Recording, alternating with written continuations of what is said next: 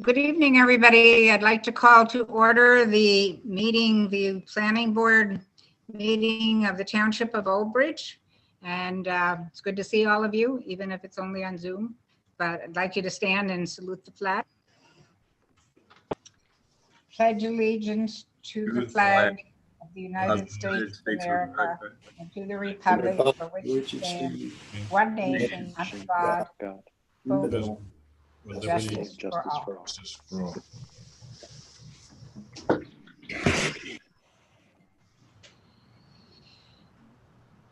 Okay, roll call.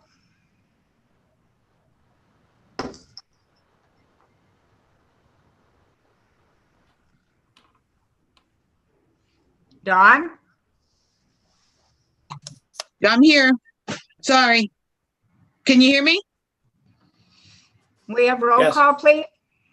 Okay. Adequate notice of this meeting of the Old Bridge Township Planning Board has been provided in accordance with the Open Public Meetings Act at least 48 hours prior to the commencement of the meeting by promptly posting in the municipal complex an announcement giving the time, date, location, and agenda of this meeting, mailing such announcement to the Home News and Tribune, and filing a copy of such announcement with the municipal clerk. Is there a problem with the video, the audio? You can't hear me? I can hear Dawn. Yep, we can hear. Hey. I can't hear. Mr. De Palma? Here. Mr. Renna?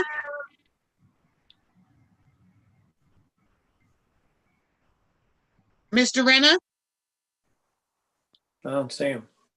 Yeah, I don't It see was, him. he's trying to logging connect in. it through Okay. audio. Mr. Lauer? Here. Mr. Mamakis? Here. Mr. Marucci?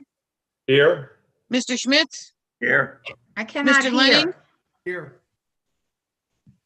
Mr. Petty?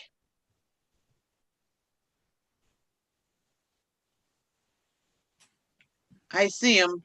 Chairwoman Cannon? Can't hear you. You can't hear me? Yeah, Barbara can't hear you. Yeah, I don't know Barbara. what's, Barbara I'm and not Joe. hearing anything. Barbara and Joe may have to restart. Yeah, maybe she can reboot. I'm here. Mr. Sardillo? Here. Ms. Sawant? Here. Ms. Shapiro? Here. Mr. K? Here. Hello? Mr. I Lavallo? cannot hear it. I'm here. Mr. Garrity? Don't see him. Mr. Hart? Yeah. Mr. Dargy? He's not here yet either. Okay. We're good to go once Barbara has sound. You're talking to Vina, I would assume. Yeah, I think so. Excuse me 1 second.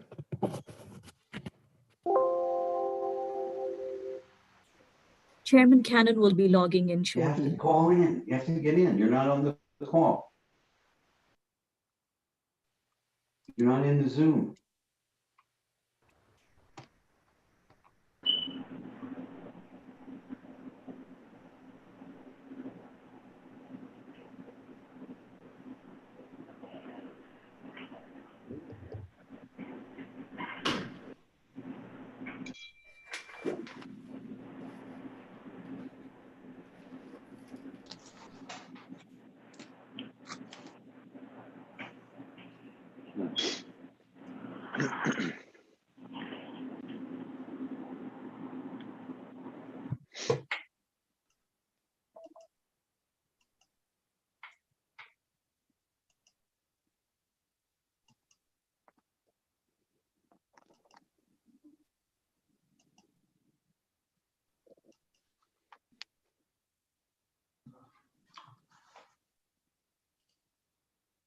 Barbara, can you hear I'm us not now? hearing anything.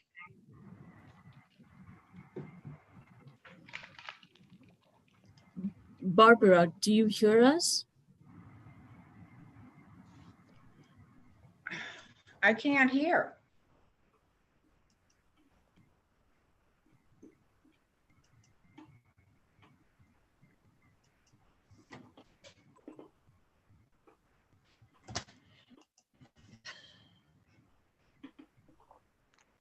maybe have a reboot our computer. I'm the applicant. I hear you all. I still have no sound. Hello? Dina?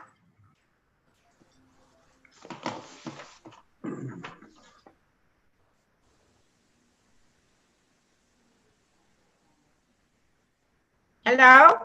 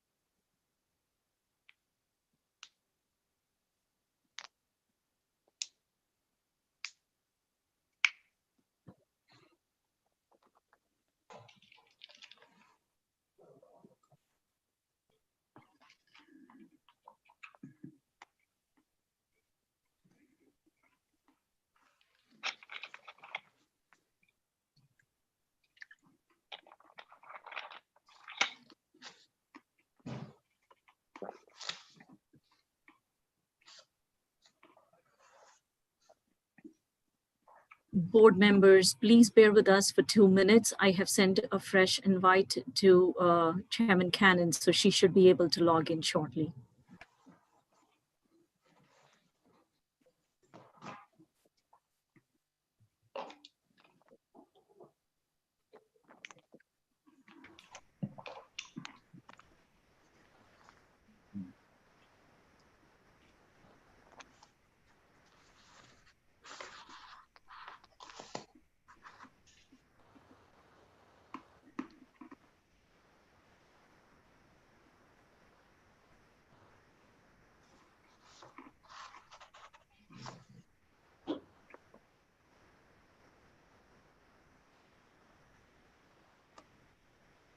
All right, can you hear me? I can't, We can hear you.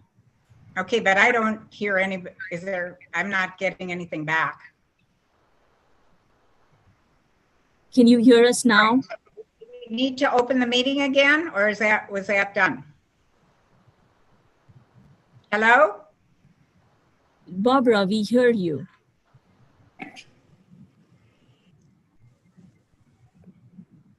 Hello?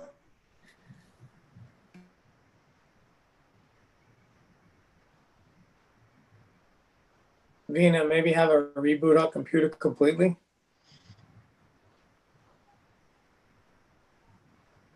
Is it possible her volume is off on her computer?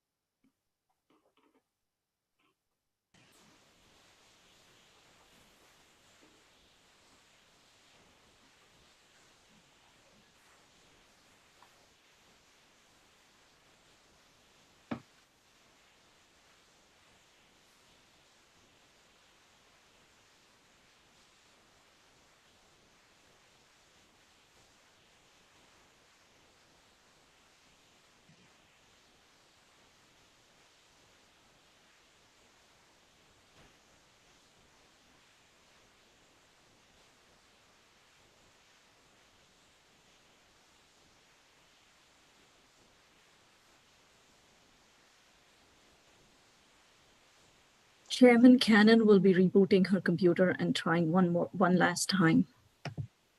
Dean,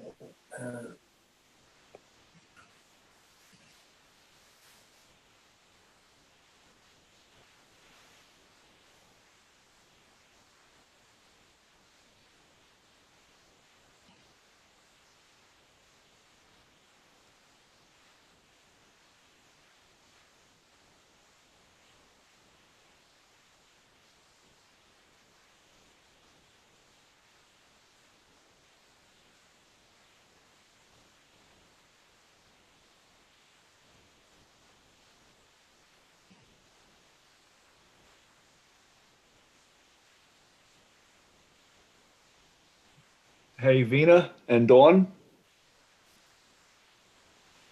Yes, Dean.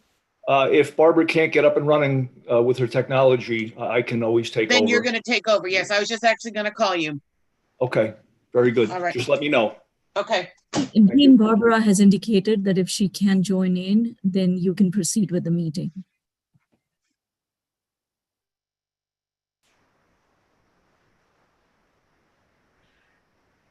Just give me the official go-ahead and I will. official, go ahead.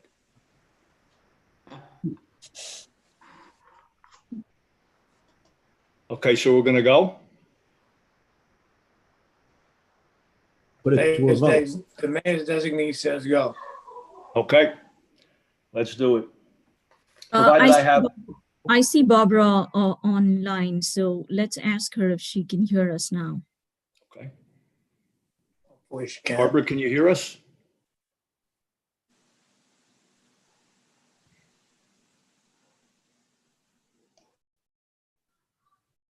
I don't think she could hear us. Nope.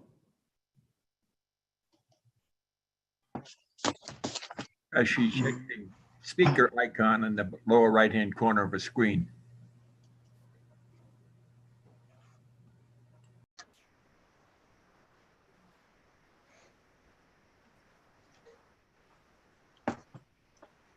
Can you hear me at all? Yes? Just have Dean run the meeting. Yes, we can hear you, Barbara. We can hear you now. Can she hear us? I don't think she can hear us. No, I don't think She so. gave you the go ahead.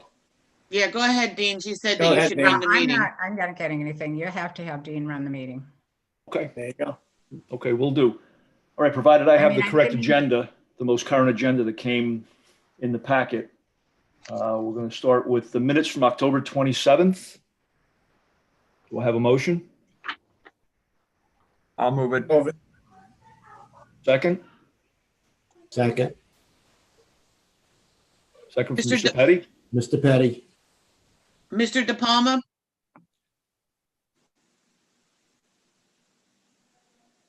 Mr. De Palma? Yes. Mr. Renna?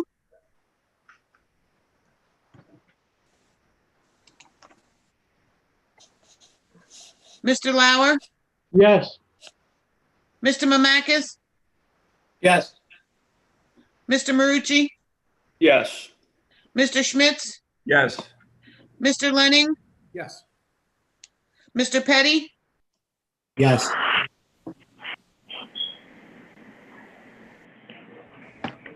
Okay, and Dawn, please correct me if I'm out of order on the agenda. What I have next is 37-2020P Machaponics Estates. That's correct. Okay, That we're gonna go to Ernie on. Yes. Application 37-2020P is for a two-lot subdivision located in the Machaponic Estates. Given the history of the parcels involved and the complexity of the previous resolutions, we recommend that the application be heard by the full board.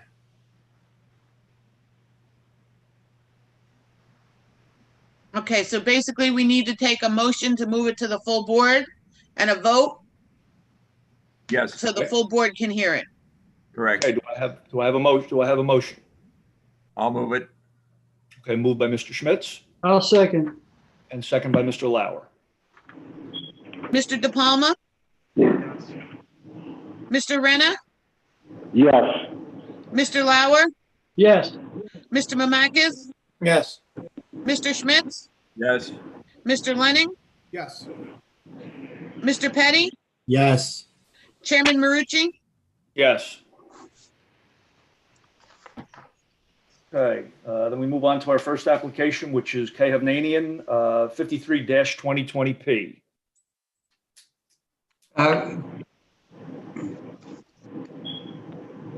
Right, Excuse me, Mr. Chairman? Yes, excuse me. Hold on 1 minute, Dean. right.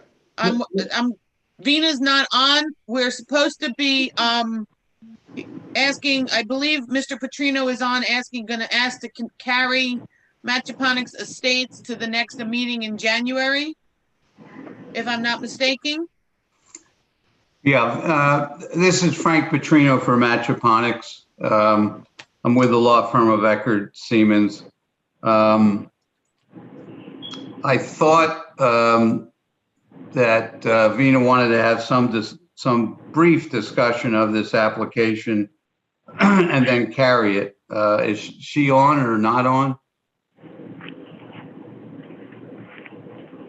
She is on. Dawn, do you know if she's Yes, on? She's Vina's on now. I'm All right right. here. Actually, it was Ernie Schmitz, the chairman for the minor subcommittee, who was going to present, and he did. And basically, it was his recommendation, being the chair of the subcommittee, that this application, due to the long history and the complexity involved, be heard by the entire board. So I would just recommend that since the entire board has not had the chance to review the application, we continue this application to the next planning board meeting. All right, again, this is Frank Petrino for the applicant. I have an engineer, but he says he can't get in. He has to be let in, but let me, if you give. I'm in, Frank. Oh, you're in? Okay. Well, let me just give you a couple of minutes of background and then I guess we can discuss carrying. We've had meetings, we've had, if Vina will correct me if I'm wrong, we had two pre-application meetings. The first issue with this proposed development was that lot 1, let me see, block 24202 lot 1 was supposed to be dedicated to the township for open space. We met a couple times. I think Mr. Roselli was at both meetings. He would prefer not to take it as open space. If the minor subdivision was granted, we have a follow-up, and I guess if you read the memo, you would have seen it. Follow-up application for a major subdivision, and we would create an open space lot with a detention basin, and it would be maintained by a homeowners association, a new homeowners association.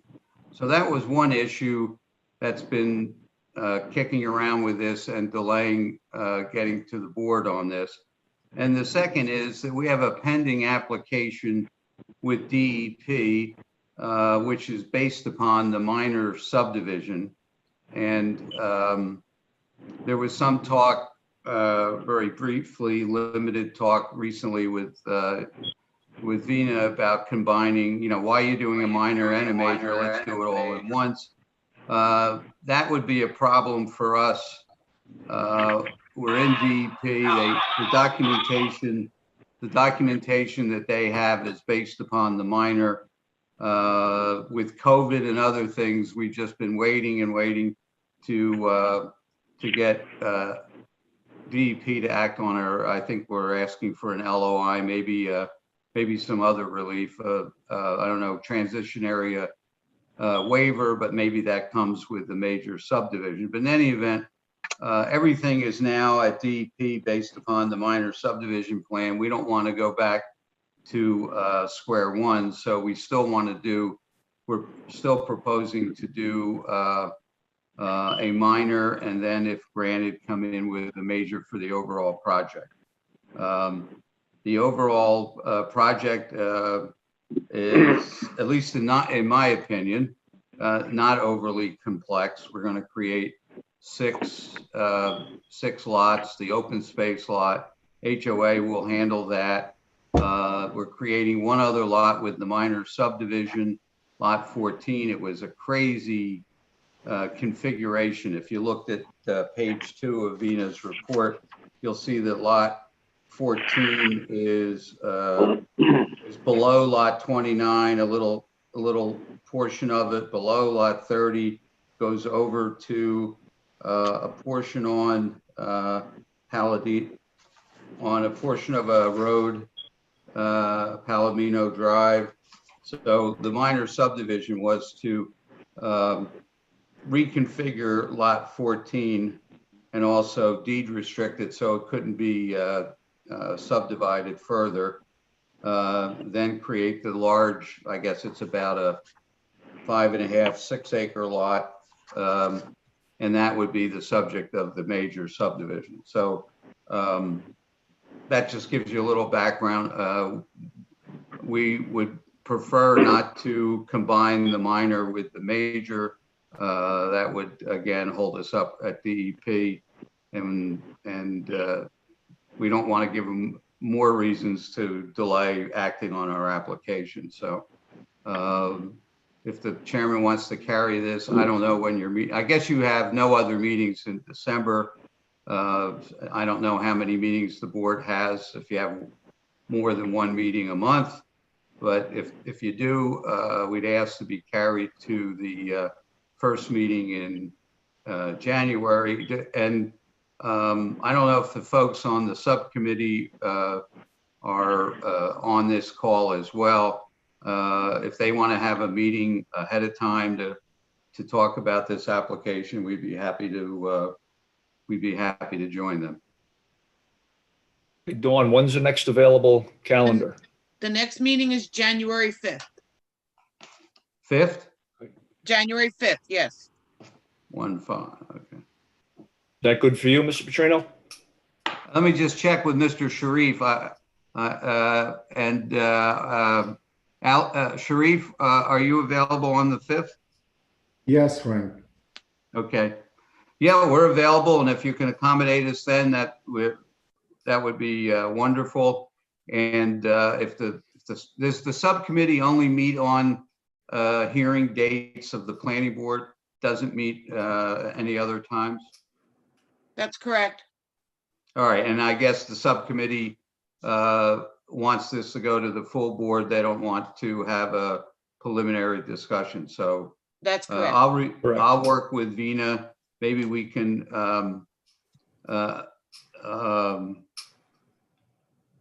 work with her memo. There are things in there that really, I think, relate to the major subdivision as well. So it looks longer. It looks more detailed than it necessarily is with regard to the minor. So I'll work with Vina and see if we can get a revised resolution that just addresses the minor subdivision issues, if that's okay with the board. Sure, I don't see an issue. Okay. All right, well, we appreciate your time. Sorry to take up, I thought I would only take 2 minutes, but lawyers usually are long-winded, so I took up more. Sorry. And we'll see you on January 5th, and everybody have good holidays. You do the same. Thank you. Thank you. Thank you. Dean, I'm back. I can hear I'm back vocally now. Okay, Okay, we Barbara, need- so you I can, want to step back in and start at application? We need to take a motion for the continuance, a motion and a second, and then a vote. I'm sorry. That's all right, okay. why don't you finish that and then I'll jump in. Okay, do I have a motion I'll move for the it. continuance? I'll move the continuance, Ernie. Okay, Mr. Schmitz, and a second. Second. And who is that? Lenning? Okay, Mr. Lenning. Thank you. Okay, thank you. Mr. De Palma, Yes. Mr. Renner, Yes. Mr. Lauer, Yes. Mr. Mamakis, Yes. Mr. Schmitz, Yes. Mr. Lenning, Yes. Mr. Petty, Yes. Chairman Marucci? Yes. Okay. Okay, now Barbara, you can hear us, we can hear you? Yes, I can hear you. I figured out what was wrong. I'm sorry. Okay, I'm not next sure. up, you can take over at 62-2020, the low car wash. Okay, so we're going to do, we're moving up Glow Car Wash, and because that'll be, we think a rather short application, and then we will go to K-Hub Navium. Okay, so do we have Glow ready to go? Yes. Chairman, Yes. Chairwoman, I should say. Dante Alfieri on behalf of the applicant. How is everybody doing tonight? Tonight we're here seeking a preliminary and final major site plan with a few bulk variances. Tonight I'm going to have two individuals provide testimony. I'm going to have the applicant himself provide some testimony as it relates to the operation and what the overall application would be. And then I'm going to have our planner and engineer, Jason, come up and provide testimony as it relates to the site plan itself and the planning testimony. So without further ado, I'm going to just give a quick background. This property is located at 992 Route 34. It's block 10255, lots 1 and 2. It's an existing car wash. And my client's going to get into details as it relates to the current operations, how long it's been operating for, and what we're looking to do tonight. So I'm going to have my client come up, Mr. Bader. Hello, everybody. Thanks for the opportunity to have us present this potential project. Mr. Bader, before we get Lee. into it, let's have you sworn in. Yes. Would you please raise your right hand? Yep. Do you swear the testimony you're going to give this evening is the truth, the whole truth, and nothing but the truth? Yes, sir. Could you please state your name and spell it for the record, please? Sure. Leon Bader. And the first name is Leon. Last name Bader. B as in boy, E-Y. D as in David, E-R. Thank you very much. Sure. Now, Leon, if you could, to the board, can you just advise how long you've owned this property and how long you've operated a car wash in general? Sure. I purchased this property in July of 2019, so it's been about roughly 18 months. I personally grew up in the car wash industry. I was 14 when my father purchased our first family car wash. And from the age of about 18, I've taken over operations. And subsequently, we developed this concept called Glow Express Car Wash, which is something that we've modeled after from so many of the most modern pieces of technology within the industry.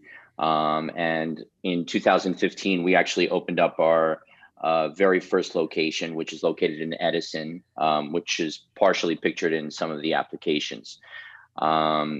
We are an express concept, so basically, it's a completely contactless experience. Customers remain in the vehicle. We have 2 automated pay stations that are manned, but only for the assistance of people who may have trouble using the screens or have any questions about the services and so on and so forth. One of the big components for this model to work and really to truly have a proof of concept, we recognize that vacuums are imperative to the overall concept, not as a profit center, but rather as an add-on benefit for people who frequent the wash. Our Edison location has 16 self-serve vacuums. They are all sort of located post washing the vehicle. It's a phenomenal benefit for people because they have the ability to take their time and vacuum their cars for an extended period of time, as opposed to the conventional route that most full services have, where it's always at the mercy of the speed of the employee. And as many customers probably will tell you, that that process sometimes goes a little faster than they'd like. So what we're trying to do is essentially recreate that same concept here in Old Bridge. This is a property that I was negotiating for over 3 years amongst 2 different sets of ownership groups. I finally was able to get to the table and get something done. And in the summer, like I had mentioned, of 2019, we finally closed on that property. We had extended conversations with Vina and with Damian Gill from the zoning office with respect to some of the plans that we had and partially pay stations, menu boards, and of course, subsequently, the vacuum project. In my conversations with Damian and Vina, they were gracious enough to allow for me to apply for permits and be able to install pay stations and menu boards and curbing, as I pleaded with them to explain how imperative that was to the model and how valuable that would end up being.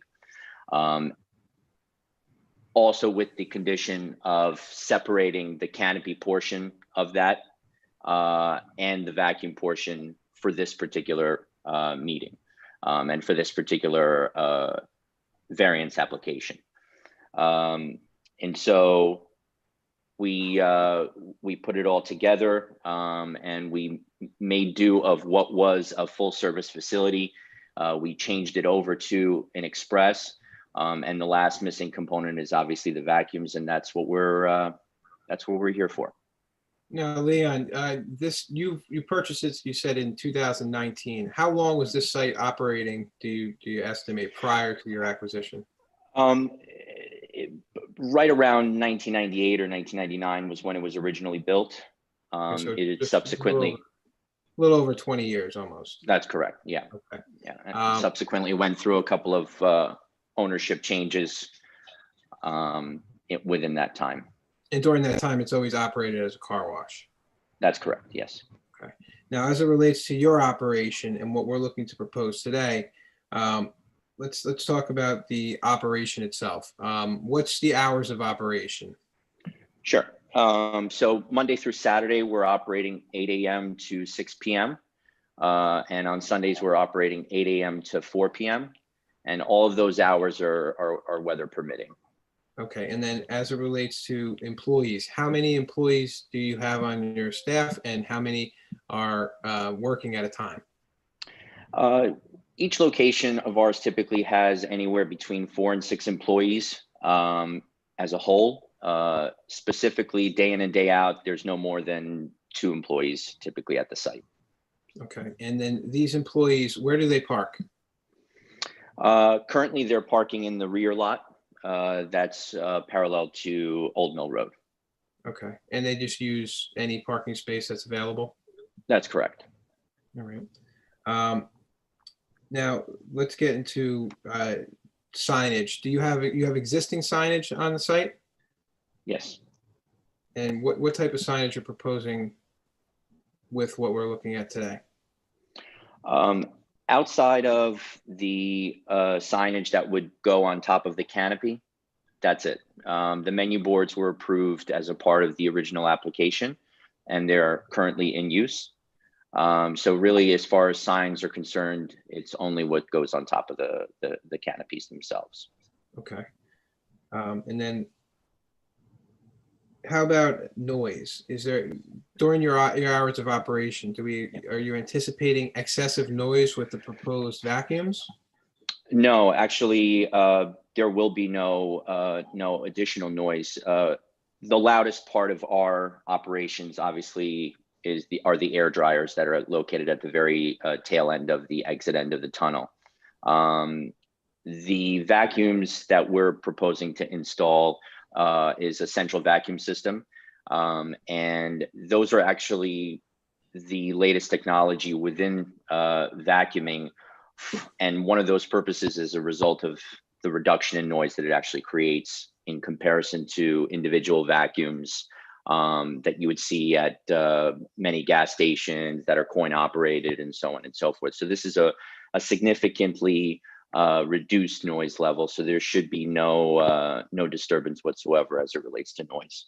And your hours of operation, as you said, the latest is 6 p.m., which is Monday through Saturday. Once the hours, once 6 p.m. hits on the Monday through Saturday, and 4 p.m. on a Sunday, no other activity is on site.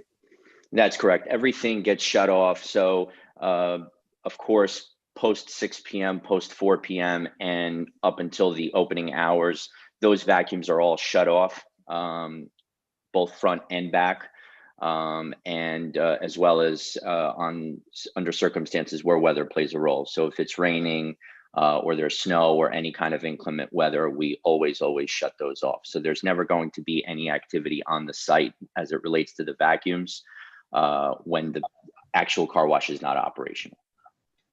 Understood. And then there was discussions about anti-collision. Yeah. With the site. Could you please elaborate on that so the board is aware of what you're Yeah, absolutely. So as a standard, and it actually fits this purpose very well as well.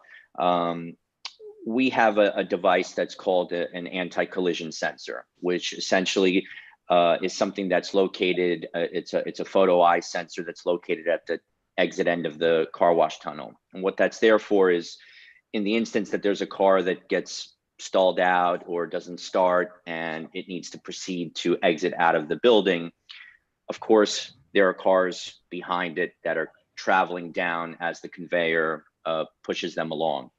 The anti-collision is there in the instance that that first car that's about to exit is sitting on top of this photo eye sensor cell. And so thereby that activates the equipment to shut off, and therefore the conveyor does not continue to proceed on and everything is paused. As it relates to the vacuum project with the parking spaces that are located just at the exit end of the tunnel, when there's a circumstance in which a car needs to back up or pull away, or there's some sort of,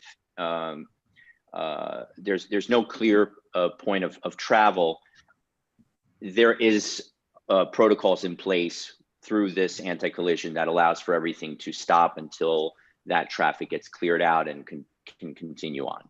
And you use this on your other sites as well? Yes, sir. Mm-hmm. And you've had no issues with that? No. I believe that's everything from Mr. Bayard. Does the board have any questions for him? Yeah, let's start with our professionals. Dina, do you have any questions? Yes. I know, Leon, you mentioned the canopy sign. Can you elaborate on that? Because we didn't have any details for the canopy sign. As far as the ordinance is concerned, you would need a variance for that canopy sign. And I know when Damien and I talked to you about it, we had indicated that when you come in front of the planning board for the canopy and the vacuum stations is when you ask for any additional signs. So I just want to make sure that any signs you want to put up, you should ask now. I know as part of your zoning permit, you were approved the menu board sign, but apart from that, I noticed that there was some sign on the pay station. There was a sign on the canopy. Do ask for any variances that you may need. All those signs would need variances. So do ask for them. I would recommend the board that should the board act favorably on this application, the planning department reviews the signage package prior to giving final plans. So to answer your question, Vina, the canopy that we speak of, the sole sign that lays on top of the canopy that's pictured in the image within the documents that were provided in the report are basically just screw-on letters that say "Welcome to Glow Express Car Wash." There are plenty of circumstances in which those signs are included, plenty of circumstances where they're not, in keeping with the branding that we have in our other location. We would prefer to have it on, and that's really the only additional sign that we don't have permission for at the moment. And for clarity, for the board, Leon is speaking about the depiction on the construction details on the site plan that was provided. Leon, I actually asked this question because I remember I had seen a colored rendering, and I have seen your facility in Edison. The facility and the color renderings I had seen were pretty consistent. There was quite a lot of signage on it. I'm not a huge fan of putting up signs where they're not required. Like your logo, the colors used are quite attractive, that they will attract people once they know the facility is there. So make sure that it's not a sign clutter when you're asking for, but one sign on the canopy is definitely, I will highly recommend the board approve that. But I don't have the detail with me right now, but there is a colored rendering which had a lot of add-on signs on the page stations. And I want to make sure that this approval or this doesn't include any of those add-on signs, because add-on signs will not be permitted. Right. Yeah, no, it's my understanding that the only signage as far as the pay station outside of the menu board themselves is only what's located on the actual screen of the pay station. So Leon, outside of the welcome portion on the canopy, you're not proposing any additional signage there? That's correct. I would like to see the exact detail of that sign when you submit your plans for compliance. Of course, yeah. Did you have any other comments? That's Abhinav, all or for questions? me. Okay, That's all. Nicole, for me. did you have anything? Yeah, I missed the opening hours. I know that the closing is 6 p.m. Monday through Saturday, and Sunday was closing at 4 p.m., but I missed the opening. Yeah, It's 8 a.m. 8 a.m. to 6 p.m. Monday through Saturday, and Sundays 8 p.m. to 8 a.m. to 4 p.m. Sorry. Okay, and then the anti-collision sensor that you have for the vehicles on the exit, Yep. does that pick up pedestrian traffic too if they cross in front of the vehicle? No, it does not. Okay. All right, I'm gonna wait. I'm gonna hold off because Mr. Fitcher and I had a conversation earlier today, and I just wanted to wait for his testimony before I continue. Thank Sure. you. All right. Does anyone from the board have any questions of Mr. Bader? Yes, Madam Chairman, Yes. I have a couple of questions for Mr. Right, Bader. Mr. Lauer, yes. I made several visits out to your site in this past couple weeks. And in the area where you say they park, 2 times there were 4 cars parked there. And on the 3rd time, there were 5 cars parked there. So I'm assuming each car was for an employee. No. Right now, at the moment, one of my vehicles, one of my spare vehicles is parked there. That whole area at the moment is not being used. It was previously used as a detailing center by the previous owner. And so because there's no actual, previously there was a far greater amount of employees that worked at the facility, and they would typically park their vehicles there. At the moment, the vehicles that are there are no more than 2 that belong to the employees that are there working on the shift. And the only other 2 cars that you would see there are typically my car and a spare vehicle that I've been having there for the last couple of months. Okay. Now, currently, you have vacuums parallel with Route 34, am I correct? Yes, sir. And the employee, the customers, they vacuum their own car. That's correct. Okay. Are they still in use right now? No, sir. They're not in use. Okay. And you're saying the trend for people is to stay in their car, get it washed, Yep. and then get out of it and vacuum it? That's correct, sir. That's the trend?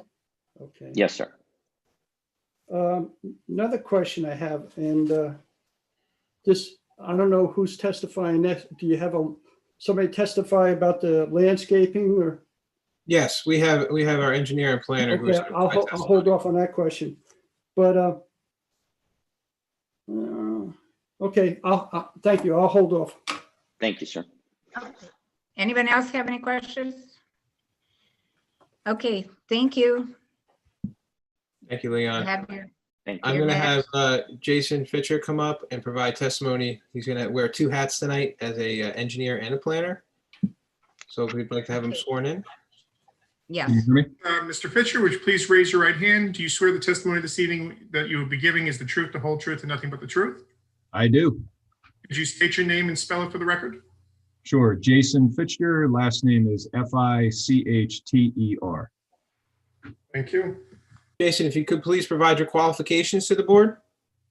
Sure. I'm a licensed professional engineer in New Jersey. I'm also a licensed planner in New Jersey. If I remember correctly, licensed engineer since 01 and licensed planner since 02. And I like to clarify that I'm a licensed planner by exam. I missed the cutoff date to be able to buy it. I'm a co-founder of Insight Engineering dating back to 2003. I've appeared before approximately 80 boards throughout the state in both. Okay, well, we'll accept your qualifications. Thank you. Thank you. Thank you. Jason, if you could, I know Leon gave a detailed background as to the existing site, what the operations and what the proposed operations would be. If you could just orient the board to where the site is located and get into the details as it relates to the existing and proposed improvements. Sure. So we're in the community commercial zone. That's the CC zone, and car washes are permitted in this zone. The zone requires 3-acre lots, and the lot that we have exists at 0.93 acres. We have about 439 feet of frontage on Route 34 and about 419 feet of frontage on Old Mill Road. And the shape of the lot is very challenging to work with because it's less than 1/3 of the lot size that's required for the zone, and it's triangular. That essentially makes the area near the intersection of Route 34 and Old Mill Road unusable. It's basically a lot with 2 frontages and 1 side yard. The site's been developed in essentially its current form for about 20 years, as we heard earlier, or 22 years. The applicant purchased the site with the intention of continuing the use, but as you heard, his business model is a little bit different, where vacuums are vitally important, and that's what brings us here to you tonight. So we're looking to add vacuums to the site and also the canopies over the pay station simply for the convenience of the customers. Having 3 queuing lanes is a great asset for this site because it provides on-site capacity to reduce the likelihood of off-site queuing. We took the opportunity of this application to make some minor modifications to improve this existing condition for the sake of improved site circulation. Compared to similar sites, this one has substantial queuing capacity, but the existing site has a single lane bottleneck that leads into those 3 queuing lanes. So we're proposing to remove that bottleneck. We're also proposing to control the exit lane from the wash tunnel to remain a single lane where it currently opens up wide.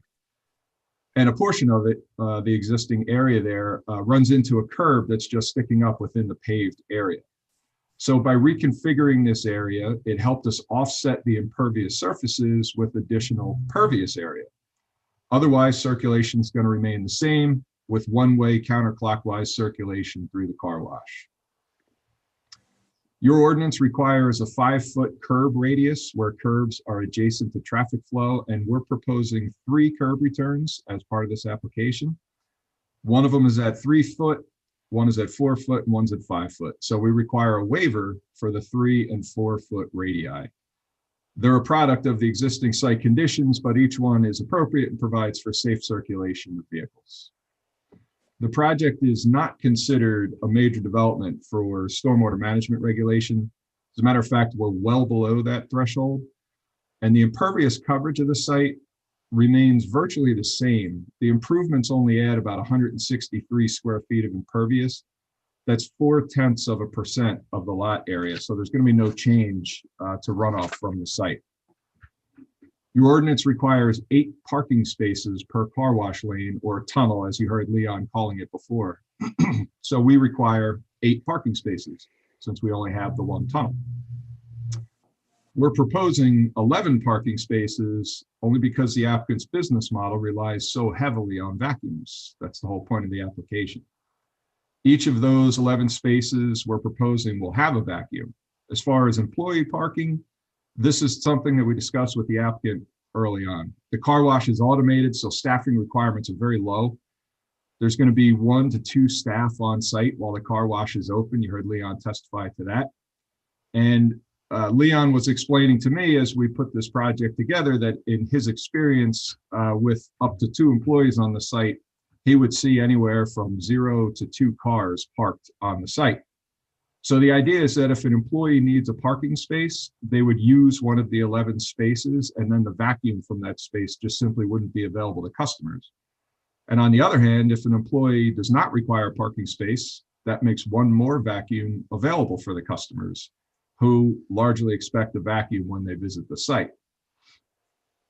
We're requesting a waiver for the parking stall size. You require 10 by 20, and we're proposing 10.5 by 18. What we're doing is we're maintaining the length of the existing parking spaces that are back by Old Mill Road, and then we're proposing the 5 new spaces with the same dimensions. We added a 1/2 foot to the width of the spaces just for some extra space for vacuuming activities, and we maintain the 18-foot length. The most common design of parking spaces that you see throughout the area is 18 feet in length, so we feel that what we're proposing is perfectly adequate. From what I can tell, refuse was not a very organized operation in the past, so we're proposing a typical refuse enclosure area in place of an existing enclosure, and it's at the southwest corner of the property on the Old Mill Road side. Since we're really maintaining the use and the existing site with minor tweaks, we didn't propose any changes to site lighting. We had to move 1 pole approximately 25 feet, only because it's located where we're proposing a vacuum space. Its new location, of course, remains central to vehicular areas. What exists now on the site are 7 light poles, and on those 7 poles, there's a total of 13 lights. There's also a building mounted light at the tunnel's exit. And then immediately proximate to the site, there's overhead street lights on utility poles in both Route 34 and Old Mill Road. So the lighting remains adequate for the existing car wash, and that's why we weren't proposing any changes. And that's also why we didn't provide a detailed engineering analysis of the site lighting. The applicant is already operating the site. You heard testimony on that earlier. And we questioned him on this, and he's satisfied with the light that's provided there.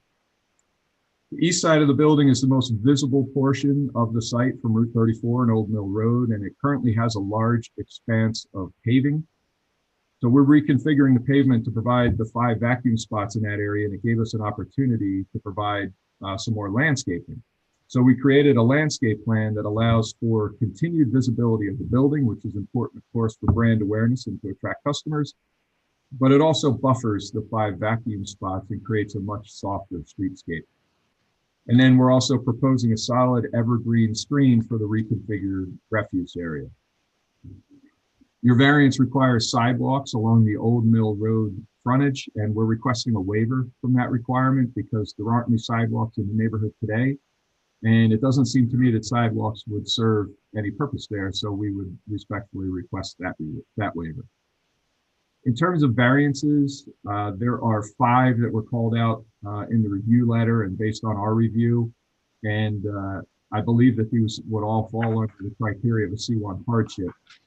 They are for placing the canopies in the front yard, the vacuums in the front yard, and then 3 related to buffers. There's a 50-foot buffer required from Route 34 and Old Mill Road. So there's 2 variances, and then the canopies are proposed in the buffer. It does seem clear to me that each of those variances are hardships. We'd simply like to continue using the site as a car wash as it has been for many years. But the canopies and vacuums represent an evolving trend in the car wash market. The only place they can go is within the existing queuing lanes, which is in the front yard. Recall that we're a triangular lot with 2 fronts, 1 side, and existing development. So most of the site is a front yard. The same goes for the buffer, because all development within the buffer is existing. We're not proposing to exacerbate the non-conforming buffer. And the canopies are over existing pavement and the existing pay station. And then there's a couple of existing non-conforming conditions. They are lot area and the setback, front yard setback from Old Mill Road. And there's no changes or reasonable opportunities to cure those existing non-conformities. In terms of the negative criteria, if you look at the site from the sky, you're going to notice that it's basically outlined with a paved oval, and the proposed vacuums and canopies are inside that oval. The canopies are very modest and simply cover the existing pay stations. There's individual canopies for each pay station, so they are small. And the vacuums are also modest with a very slim visual profile. And they're becoming an expected accessory at car washes, so I don't expect they'll stand out. We're not proposing any improvements that exacerbate the existing condition related to the buffer requirements. The use continues to be permitted in the zone, and the applicant made every reasonable effort to comply with your ordinance as much as possible, but of course was faced with existing conditions that created the need for variance relief. The purposes of your ordinance follow the purposes of planning defined in the municipal land use law. And I believe that we do advance a few. One is the general welfare by providing customers what the customers expect to help the site succeed and contribute to the overall good of the neighborhood. We're maintaining a car wash in an appropriate location to meet the needs of New Jersey citizens. And we're providing a desirable visual environment by creating more landscape space for a more pleasing streetscape. Your ordinance also then adds a few purposes, and one that I think is very relevant to this application is the one that says to encourage the rehabilitation of existing commercial areas. The applicant's already taken significant steps to achieving this purpose. This application represents the last piece of the puzzle to set this site up for success, and that's to add the vacuums and canopies over the pay stations. All in all, I believe this application is consistent with your zone plan. So considering all of those thoughts, I think if this was approved, it would not cause substantial detriment to the public, nor would it substantially impair the intent and purpose of the zone plan. And as you consider the negative criteria, I always like to highlight the word substantial. You're not just looking to see if approving the application would cause a detriment to the public or an impairment to the zone plan. You're looking to see if it would cause a substantial detriment or a substantial impairment. And I don't believe this application rises to the level of substantial in either case. And balancing the two, I believe that if approved, the benefits of this application would substantially outweigh its detriments, if any, giving you the ability to approve this application with confidence. That's all I have. Jason, you've reviewed Vina and Nicole's letter dated December 2, 2020. I have. And are there any comments or concerns listed therein that we cannot meet? Well, I'd like to hear from, I think not, but I'd like to hear from the board's professionals just to make sure about that. Ms. Shapiro mentioned that we had a conversation earlier, which obviously is true, and I think we're on the same page. I have no major issues with the review letter. I think we can accommodate it. Thank you. Okay, does that conclude your It testimony? Does. Okay, Vina, did you want to comment or question? Yes. Page number 6 of my memo, our memo, Nicole and my memo, lighting. There was a note that said that the existing light poles would be relocated. However, the height of the poles or the details have not been provided. So we would like to see that. And then we dealt with the signage. Again, this is for Joe. We need to add a variance for the canopy sign. That would be an additional variance in addition to whatever is listed in table 2.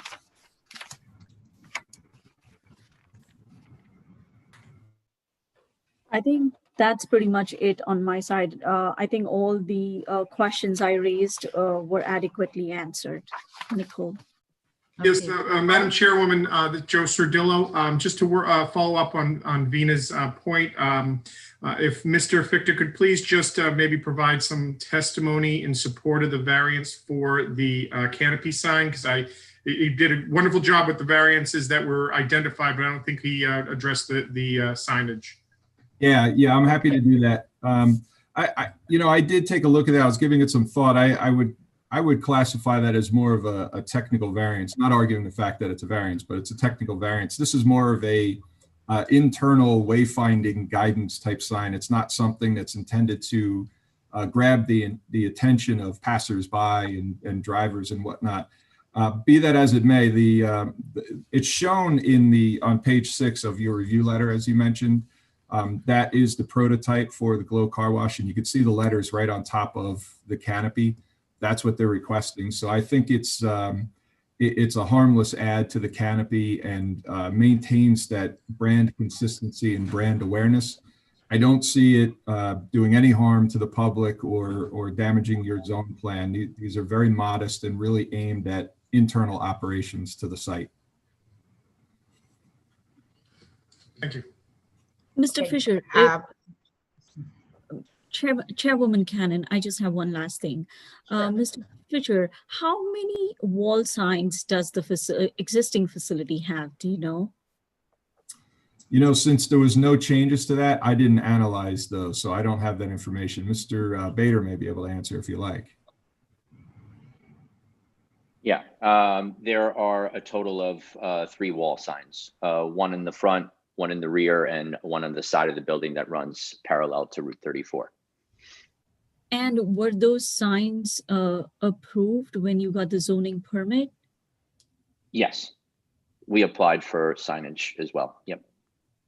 From what I recollect, though, the only sign that was permitted was the menu board sign, because I did see the zoning permit.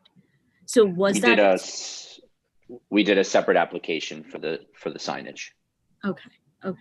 I just want to make sure if you had to ask for a variance, you could ask it now. Yeah. No. Only reason why I asked. Yep. The only other thing is the height of the canopy. Nowhere in the construction details I saw details for the canopy. So when you should the board act favorably and you submit final plans for compliance, please provide that detail. No problem. There is a requirement for the height of accessory structures in the ordinance, but I know you are well within the maximum. So I'm not worried about a variance, but however, I would like to see a detail for that. No problem. Okay, Nicole? Thank you, Mrs. Chairwoman. So I think in the review letter, the engineering comments really came down to the ADA accessibility, the lighting, a small comment on drainage as well. I know that Mr. Fisher and I had spoken earlier today, and one of my questions was, the lighting is a concern if some of the operations will occur at nighttime. And in the winter months, between 5 and 6, you're really, in darkness.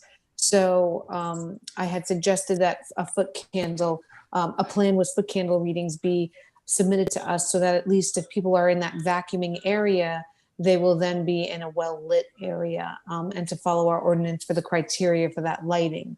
So it might be that there might be a need for additional lighting in those locations. Earlier, I had asked the owner about the anti-collision. And Vina, if you're still on, if you could put on the plan that shows maybe even the grading plan or the site plan, something that shows just it might be on the site plan actually. There's actually a dotted line that goes from the handicap stall in front of, crosses in front of the exit area for the car wash. And then it goes on to what's called out there as a flush curb. There's a doorway right there, and that actually enters you into sort of like the employee section of the car wash. Mr. Fisher had said to me earlier today that really there's no reason for anybody to get out of their car and actually go there, but that they would be providing that accessible route. It should be provided, there should be flush mount. We're asking in our comments, and I think Vina had mentioned it too, pull away from the building so that there's some sort of visibility to the person in the vehicle, so that they could see that the pedestrian is crossing. And then also the flush curb should be on both sides. We had also asked that because you're pulling away from the building, you now pull that curb, or where it says flush curb, that small concrete island, you push it away from the building to create a landing area that's away from the exit. So the 5 spaces would get moved to the right of the page. And certainly I think it could be, it is doable. I kind of, sketched it out on the plan myself. Also, there's something I didn't put in the memo because I was going back and forth with it, because the exit as it is closely resembles what it was, except you'll see that on the right side, it says proposed limit of asphalt pavement. And then it said, and then they're recreating some of that. They're recreating some curbing, some proposed curbing. And that curbing is supposed to channelize the in and channelize the out. You'll see that there's a proposed double line. It's a double yellow striping that separates the people that are exiting to exit onto Route 34 from the people that are entering from Route 34 to go towards the pay station. I'm just asking that you could see, lightly or faintly on the plan how it was channelized before that with curbing that was sort of delineating or choking the entrance to those 3 lanes. I'm asking the applicant's engineer and the applicant themselves to consider pulling that nose for that curbing towards closer to where the existing curb line is, to create more of a channelized entrance into the car wash so that they can get towards the pay station.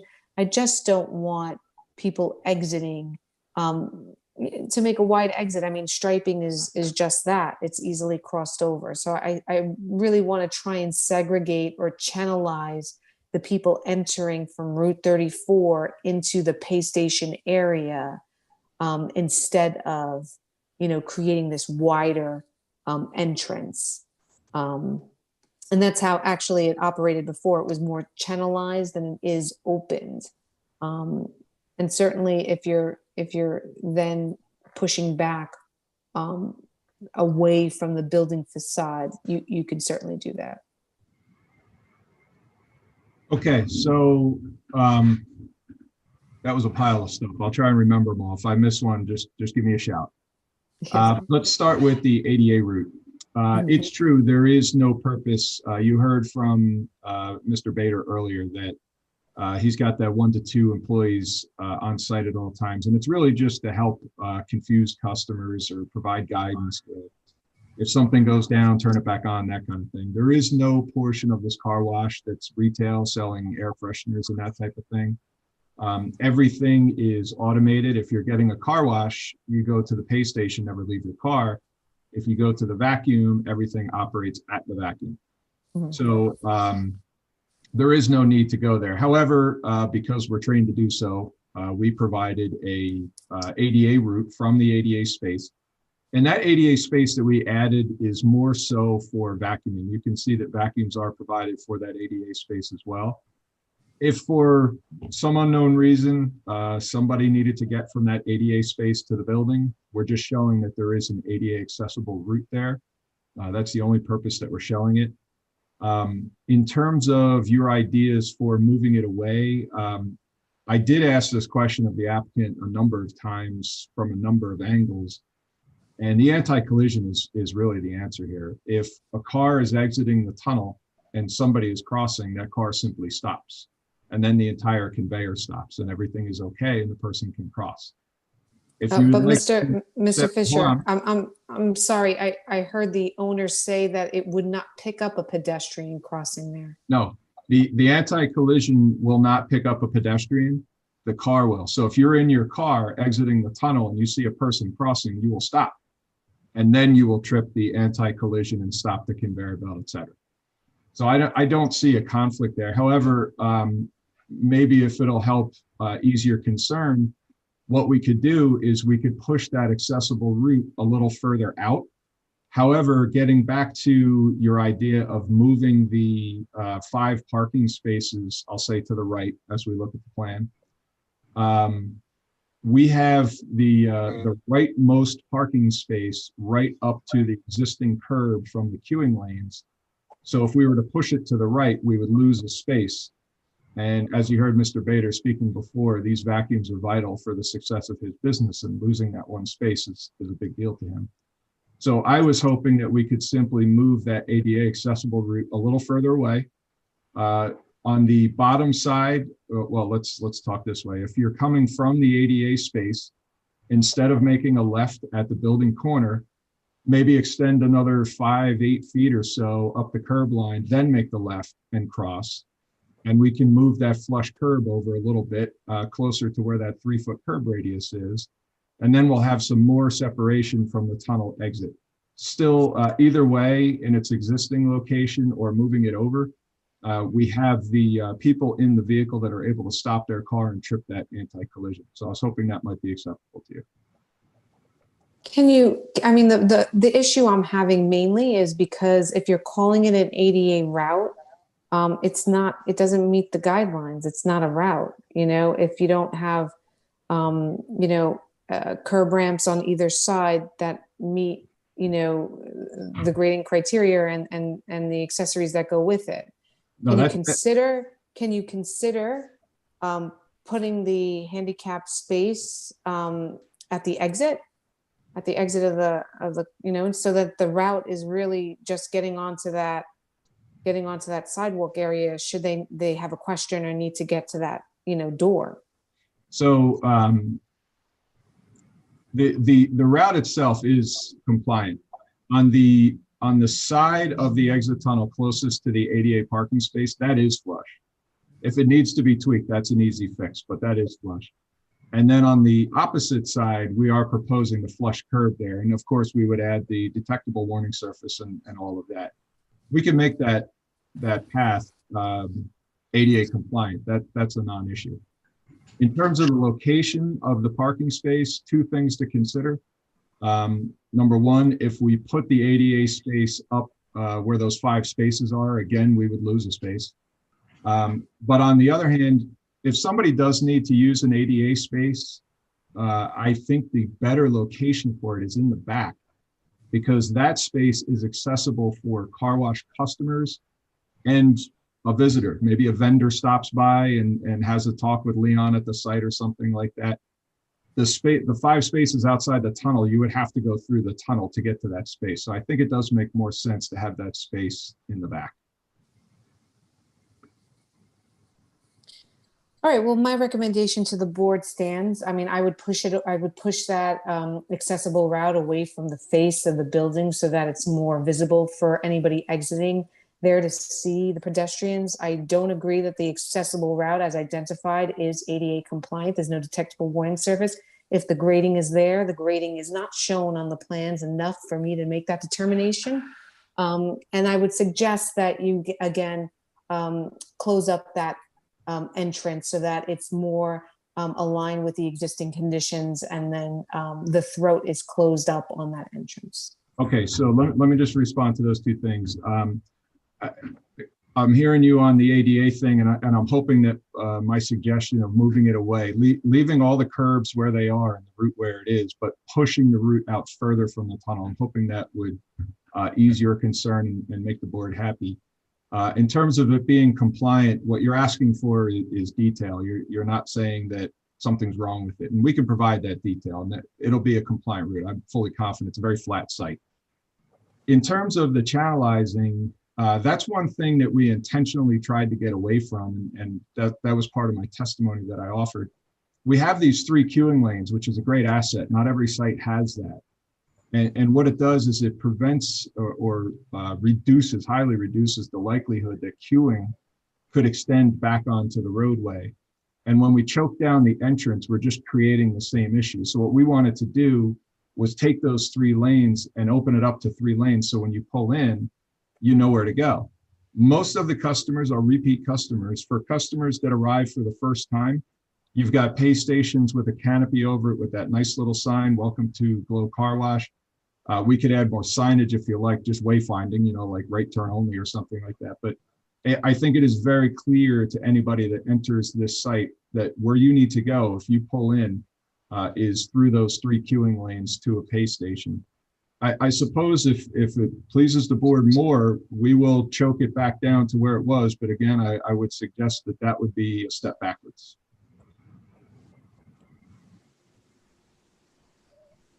My recommendation to the board on the choke point still remains. I've been to the car wash over the last probably 7 years. I've never seen it back up onto Route 34. I think 3 storage lanes as you have them is sufficient to make sure that that never happens. And I think it's vital to the site that you make sure that there's no conflict between the exit and the entrance. As for getting onto that, the radius, I'd have to see it on the plan, but I'm not opposed to, having that ramp portion moved onto where that 3-foot radius is to make it ADA compliant. Okay, thank you. Okay. Nicole and Chairwoman Cannon, if you may, can I just bring up something? Because I know I had a comment quite consistent with what Nicole was saying. And it's something that just popped to me. What happens, Mr. Fisher, what happens if the parking is aligned, it's moved towards, can you see me? Can you see the cursor?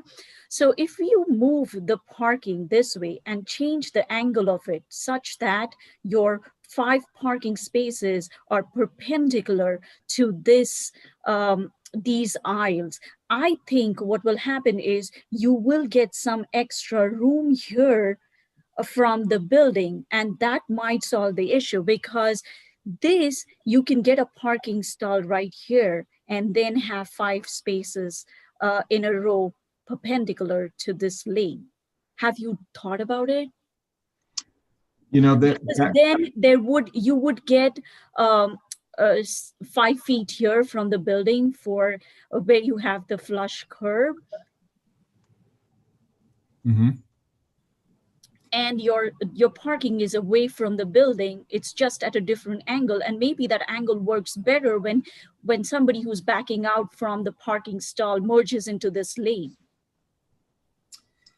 Yeah, we did look at various configurations early on. This goes back a while. I vaguely recall we looked at that and it didn't work, but I could take another look.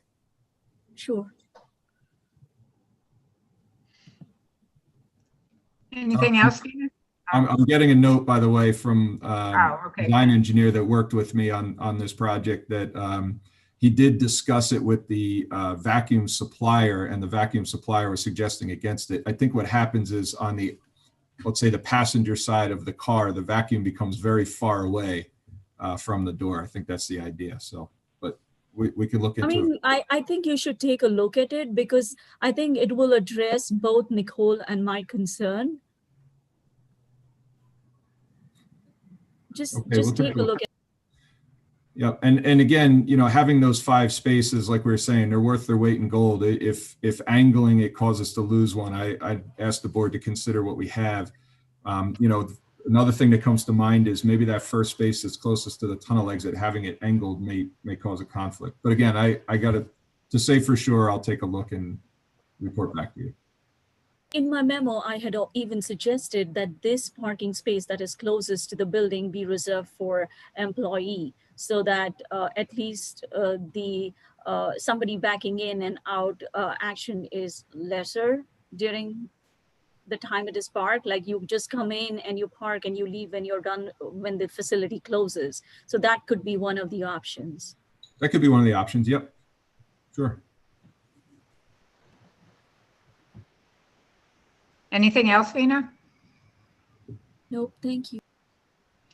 Okay, any questions or comments from the board? Madam Chair, Yes, I have a few questions. yes, Mr. Lauer. Okay, my first question to be to Mr. Bader, I'm sorry. How many dumpsters do you plan to put into your concrete pad area? 2. I beg your pardon? 2. 2? Because you currently have 2, correct? Yes, sir. Okay. Now, I know you said that the vacuums are kind of quiet, you know, it's a new technology and everything. Did you ever consider people slamming their trunk, slamming their doors, the noise that creates for the residents across from Old Mill Road? Yeah, and I'm under the impression that those noises will never exceed the actual noise of the tunnel itself and the machinery within it. A car door slamming, again, you know, with the business hours the way they are, that never exceeds those hours. And I don't think any noise from trunks or anything like that, or doors closing and opening, will exceed the noise of the actual machinery itself. Okay, but they're currently going to be closer to the resident because they were farther away from residents because they were closer to Route 34. Right. Okay. I'm just judging based on being on that side of the parking lot, because that's typically currently where I park my vehicle when I visit the site. Okay. Your landscaping, I noticed you put such pretty landscaping on the Route 34 side and on the side of the dumpster. But when I drove up Old Mill Road, I noticed that the landscaping along Old Mill Road across from the residence was kind of sparse. Is there a reason why you didn't beef that up? Candidly, we were waiting for this project to take course so that we can make all of the applicable changes, both around the refuse area as well as around the vacuums and around the front of those vacuums. The landscaping work that we've done thus far has all been improving the existing. Okay, and the vacuums near the dumpster, when people come through the pay station, and let's say they just want to vacuum their car, they can avoid going through the car wash and just pay to have their car vacuumed? Our plan, the vacuums are entirely free for customers that visit the site and purchase a wash. So there's no charge for using the vacuums. The lane that you speak of is actually a bypass lane, and that was used more frequently in the previous model when somebody pulled up and remembered that they didn't have their wallet on them and they were going to get out of the car and go into the store area and pay for the wash. So that serves sort of as a bypass lane for emergency purposes for the most part. Okay, but those vacuums on that near the dumpster area, again, if they're free and somebody goes to the car wash, in order to get to them, they have to go out on Old Mill Road and circle back, right? That's correct, sir. Yes. Okay. And you said you don't detail here. There's no detail? No, sir. No detailing. I think that's it. Oh, my last question. That first parking area, when you come out of the car wash, you'd be hard pressed to get in there with a motorcycle. Don't you think that's a kind of sharp turn? No, I think that turn would be maneuverable. If that's the one that's available, it might take 2 moves if you can't make it in one, but car could get in there. I would agree. I think it would take 2 moves to get in that slot. Could be, yep. Okay, thank you. Thank you. Anyone else have any questions or comments? I just wanted to ask, so you're going to put additional landscaping along Old Mill Road? By the refuse area, correct. Okay. And is it possible for somebody to not do the car wash and come in and just use the vacuum? Leon? It's technically a possibility. Part of what we've tried to accommodate is the ability for people who are exiting the tunnel to have to go through the pay stations and essentially pay for the wash first prior to utilizing the free vacuums. And that's just in the spirit of trying to allow for us to be able to manage those vacuums and have them be available for our actual wash customers, as opposed to somebody coming off the street just to accomplish a free vacuum. Okay. Anybody else have any questions or comments? Okay. Does our attorney, do you want to read the notes that you have? Madam Chairman, I think we need to open it up to the public first for questions. Oh, I'm sorry. Yes, we do. Okay, Dina, can you put the information for the public if anybody wants to call in and has any questions or comments? Yes.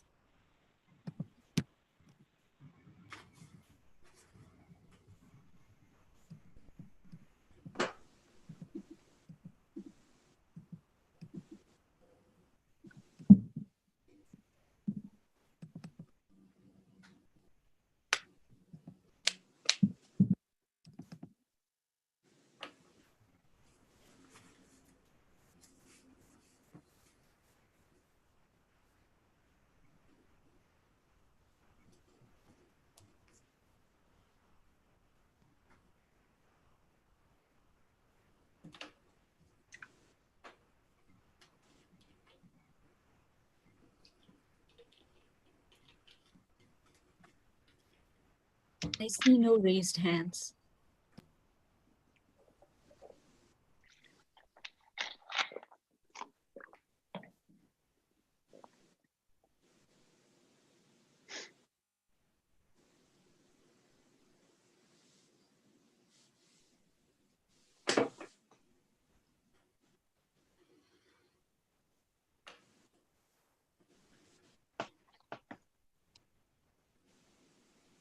I see no raised hands. Okay. All right, we'll close the public portion. And if the attorney could just review the notes that you have. Yes, Madam Chairman, thank you.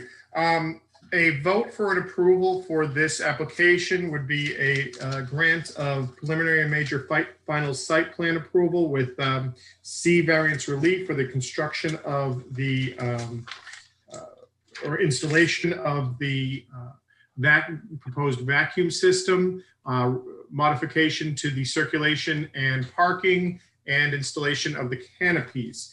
The variances involved in this application involve the location of the canopies in the front yard pursuant to section 250-50A, the location of the vacuum equipment in the front yard pursuant to section 250-50A, the required buffering for parking along Route 34 with the canopies being within the required buffer area, and the required buffer width being 50 feet, which the applicant is proposing less than 50 feet, and the buffer from the residential zone along Old Mill Road where 50 feet is required and less than 50 feet is being proposed. That's all in connection with section 250-54A, C, and D. There also was an additional variance requested at the hearing with regard to the installation of the canopy sign on top of the canopy. There are some waivers being requested. The waivers are for the parking stall size, being that 20 feet width is required, and depth is required, and 18 is proposed. The curb return radii, where 5 feet is required and less than 5 feet is being proposed, as well as the provision of sidewalks along Old Mill Road where none is proposed. In connection with the public hearing heard this evening, there was a discussion that if the board is look on this application favorably, that the applicant will provide details on the proposed signage over the canopy, including the height details, that the applicant will comply with the township planner and engineer's joint report, subject to discussions and modifications during the hearing. The applicant will provide details for the relocation of the lighting pole. The applicant will provide details for the potential moving of the ADA accessible route walkway and show its compliance with ADA requirements. The applicant will look into moving the parking to be parallel to the 3-lane entrance and a report back to the township planner and engineer with regard to the ability to perform same. And that is all I have. I don't know, Vina, if I missed any variances, please let me know, but I think I got them all through that. Okay. I just want to mention Vina, did you have- I just want to mention the section for the variance on the canopy sign. It is a section 250-52D4 variance from that section. Thank you. Okay. All right. Any other comments? Madam Otherwise, Chair, I'd like, yes. Madam Chair, if I may, Mr. Ferry. just one clarification that Joe put out there. We just need to point, Ms. Shapiro was speaking about a choke point to the entrance. We're requesting, as Mr. Fisher pointed out, we're requesting to keep it as is. Is that part of what you were mentioning, or are we going to just, how are we handling that? Do you want that to be discussed when we look at shifting or potentially shifting those 5 spaces and seeing if it works? Madam Chairman, To the board. discussed by the board whether they want to include that as a requirement in connection with the approval, or whether they want the applicant to look at that and reasonably work with the township engineer as to seeing if they can address that comment. I don't know, Nicole, are you okay with going over it with them and see if it's doable? Where'd you go? Okay, I'm does the here. board have- Certainly, Oh. I think there needs to be some sort of physical delineation between the two other than the striping that they're proposing. If tonight what I'm hearing is the striping is the only thing that they want to propose, then I'm feeling like we're not going to work it out. If they're willing to pull back the curb and sort of create a choke point as it exists today, or even, not as tight as it is today, but moving it back somewhat, I'm amenable to that. But it seems that they only want to keep the striping. Mr. Alfieri? We would prefer to keep the striping as proposed, but if Mr. Shapiro is insistent, I'm checking with my client as it relates to how we want to handle that. But we would like, if the board is insistent on, we would like to at least have the opportunity to discuss it with the professionals when we look into the shifting of the 5 spaces. I'm okay with Okay. that. You're okay with that, Nicole? Yeah, so long as they're agreeing that it's not Open just to- striping. Okay. Do you want to put that in there, Mr. Sevilla? Yes, I'm just taking a note. With regard to the township engineer's comments regarding the entranceway from Route 34, the applicant agrees to work with the township engineer to add some type of delineation there, and it more than just the striping, but to what extent would be to be the reason to meet the reasonable requirements of the township. Would that be acceptable for the applicant? Is that okay, Nicole? Yes. That's Okay. agreeable. All right. Okay, do I have, does the board have any other comments or questions? All right, do I have? I have a question. So Yes, for Mr. the, for our council, are we voting on moving this, or are we voting on moving this with all these conditions? Or we have an option? I have, well, you have an option, absolutely. The board has all the discretion. I presented it as if we are moving it for an approval with these conditions. The other option would be to ask the applicant to come back to see if they addressed some of these comments and concerns before the board actually makes a vote on this application. And then in that case, my comments would be recommendations to the applicant of items they need to address before they come back to the board.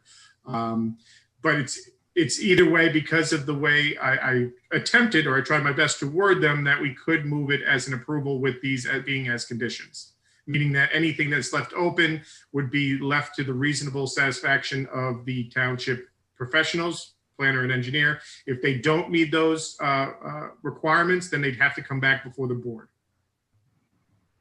Okay. I don't think they should be coming back in front of the board. I think we should be voting on this.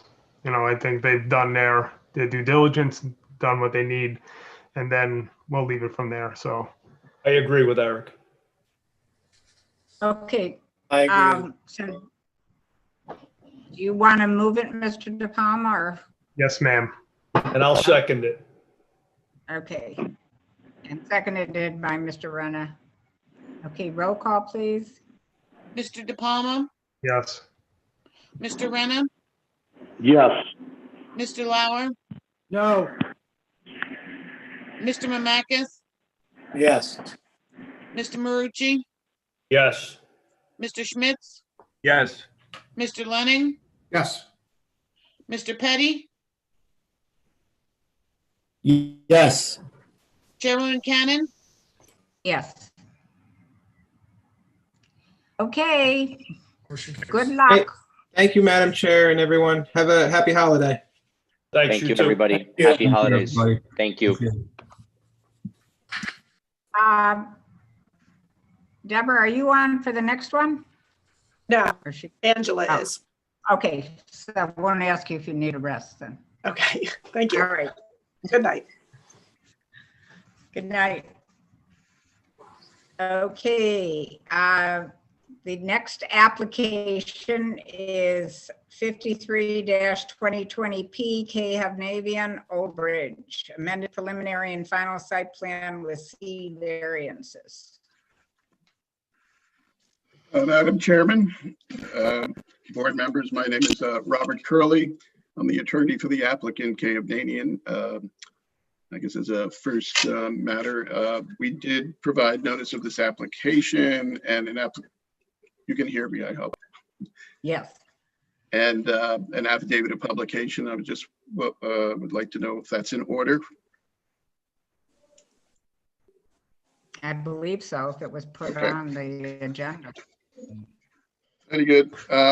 We're here, it's an application for preliminary and final major site plan approval and some associated variance relief relating to signage. We're proposing the construction of a temporary sales trailer with associated asphalt parking lot and a model home area, which is consisting presently of 3 sales model homes with this, also with an associated temporary asphalt parking lot.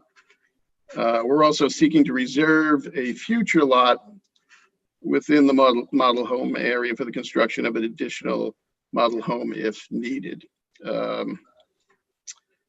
We are, in addition, proposing the installation of temporary sales signage, which requires a number of variances, which we'll go over under your ordinance.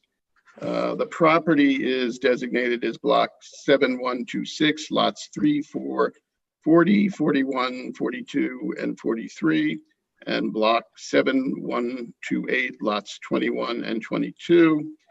It is located off of Route 9.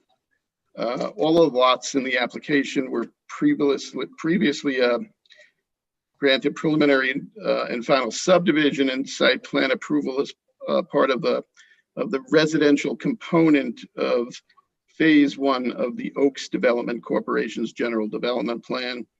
That approval was memorialized by resolution of the board on March 1st, 2005. Excuse me. The subject parcels were also part of an amended major subdivision and site plan application, which was approved on March 6, 2018, which eliminated, I believe it was one lot and reconfigured some lots. This was memorialized by a resolution on April 10th, 2018. The property is located in the R20 SD3 zone districts, but was approved under SFD 7 zone criteria, which is a criteria that's been analyzed by your professionals. The board granted waivers from certain application requirements in October 6th, 2020, and we were certified complete on October 16th, 2020. What I'd like to do is introduce David Fisher of K. Hovnanian, have him sworn in, and he can present sort of a history and overview of the application. David? Yes, I'm unmuted, but when I try to start the video, it says that the host has stopped it. So I don't need to be seen, but you may, if you can turn me back on, that would be great. Okay, you need to be sworn in, right? Yes. Yes. Would you please raise your right hand, Mr. Fisher? And do you swear that the testimony you're going to give this evening is the truth, the whole truth, and nothing but the truth? Yes, I do. And could you please state your name and spell it for the record? Name is David Fisher, F-I-S-H-E-R. There we go. I'm back. And I'm Vice President of Governmental Affairs for K. Hovnanian Homes. Thank you. David, could you just present your position? Well, you presented your position, but you're testifying tonight as basically a representative of the company. Is that correct? Yes, that's correct. And I handle land acquisition and approvals for the company for new communities. And I appeared before the board in 2018 when we obtained the amended subdivision approval at that time. So we were in contract to acquire the 4 single-family detached sections back then. And since then, just about a week and a half ago, we closed on the first section of 75 lots just a little while ago. And we're anxious, obviously, and excited about getting started with homes within the Oaks of Glenwood development. And could you just provide for the board, what we're proposing this evening in terms of the sales trailer and model park? Sure. Since we got closer to the point where we knew we would be closing on the property and planning to start construction because the Brunettis had essentially completed the roadway and utility improvements to our section, we decided to submit this application, which proposes a temporary sales trailer, which is located on 2 lots along Astor Circle that are part of this Phase 1A of the development that we now own, and to create a more permanent model park along the first 4 lots on Hibiscus Court. And so I think what's important to note is that the temporary sales trailer and its parking facility will operate only for a limited period of time until such time as we can develop the homes and obtain temporary COs for the use of the models for the public. So what Dave Erickson has just put up on the screen, or someone put up on the screen, the landscape plan for the temporary sales trailer. You can see Astor Circle there. It's on 2 building lots. The trailer's on 1 lot. The temporary parking area is on the lot next to it. And again, this would probably operate for some time between 6 and 8 months and serve the purpose of taking sales and contracts for our early buyers until we get enough of Hibiscus Court and the start of the development at that location improved and paved base course so we could apply for building permits for the models. So then we would. If I could just interrupt, Mr. Curley, is this something that was provided to the board, or is this an exhibit that we have to mark? I believe it was provided, or we can Yes. certainly mark this exhibit. Was it I provided? just want to make sure we're clear for the record. It was provided to the board. It Yes. was. Yes, it was submitted. Yes. And so once we are able to occupy the models and the sales office, which will be situated in the garage of the first model on Hibiscus Court, we will dismantle and remove the sales trailer, remove the temporary parking area, and essentially put those two lots back to a vacant state until such time as we build permanent homes there. So the signage that goes along with both the temporary sales trailer and the permanent model area will never really be in place at the same time. So it may sound like we have a lot of signs that we're proposing. What's important to note is that they're all temporary, even the community ID sign. So while that may look like the most permanent of the signs and all the rest look more temporary in design, all of the signs will eventually be removed from the property. So I think what might be helpful is if you could go to the first page on that temporary signage package. This shows the entire development. So at the bottom, you can see Route 9, and that's the entrance to the overall development where the commercial would be, Schulmeister Road. And we're proposing 2 green dots there, coming soon signs for our development to capture traffic along Route 9. And then because of the distance that our sections are located within at the back of the community, essentially, it's almost 1 mile before you get back to phase 1A. So what would be helpful are directional signs. So those next 3 signs along Schulmeister as you travel into the development until you get back to Astor Circle are really basically sales, directional signs. And the last one there is to direct people to turn right on Astor Circle. And then as they approach our development, just past the intersection of Astor and Portaluca Road, there will be kind of a final welcome sign to the sales office when the models are permanent. But before that, it will be situated further up on Astor Circle where our sales trailer is located. So the sales trailer has, associated with it some temporary signs that Dave Erickson will testify to highlight that area so people know where they're going, and some parking signs. And then again, all of that will be removed when the permanent model area is in place, and it will operate as the models for the sale of the balance of the community. And the signage eventually will be removed once the model area is terminated, basically. Is that correct? Yes, when we're done with sales, all of the temporary signs will be removed, including the community ID sign, which is shown on the plan as being installed at the corner of Astor Circle and Hibiscus Court.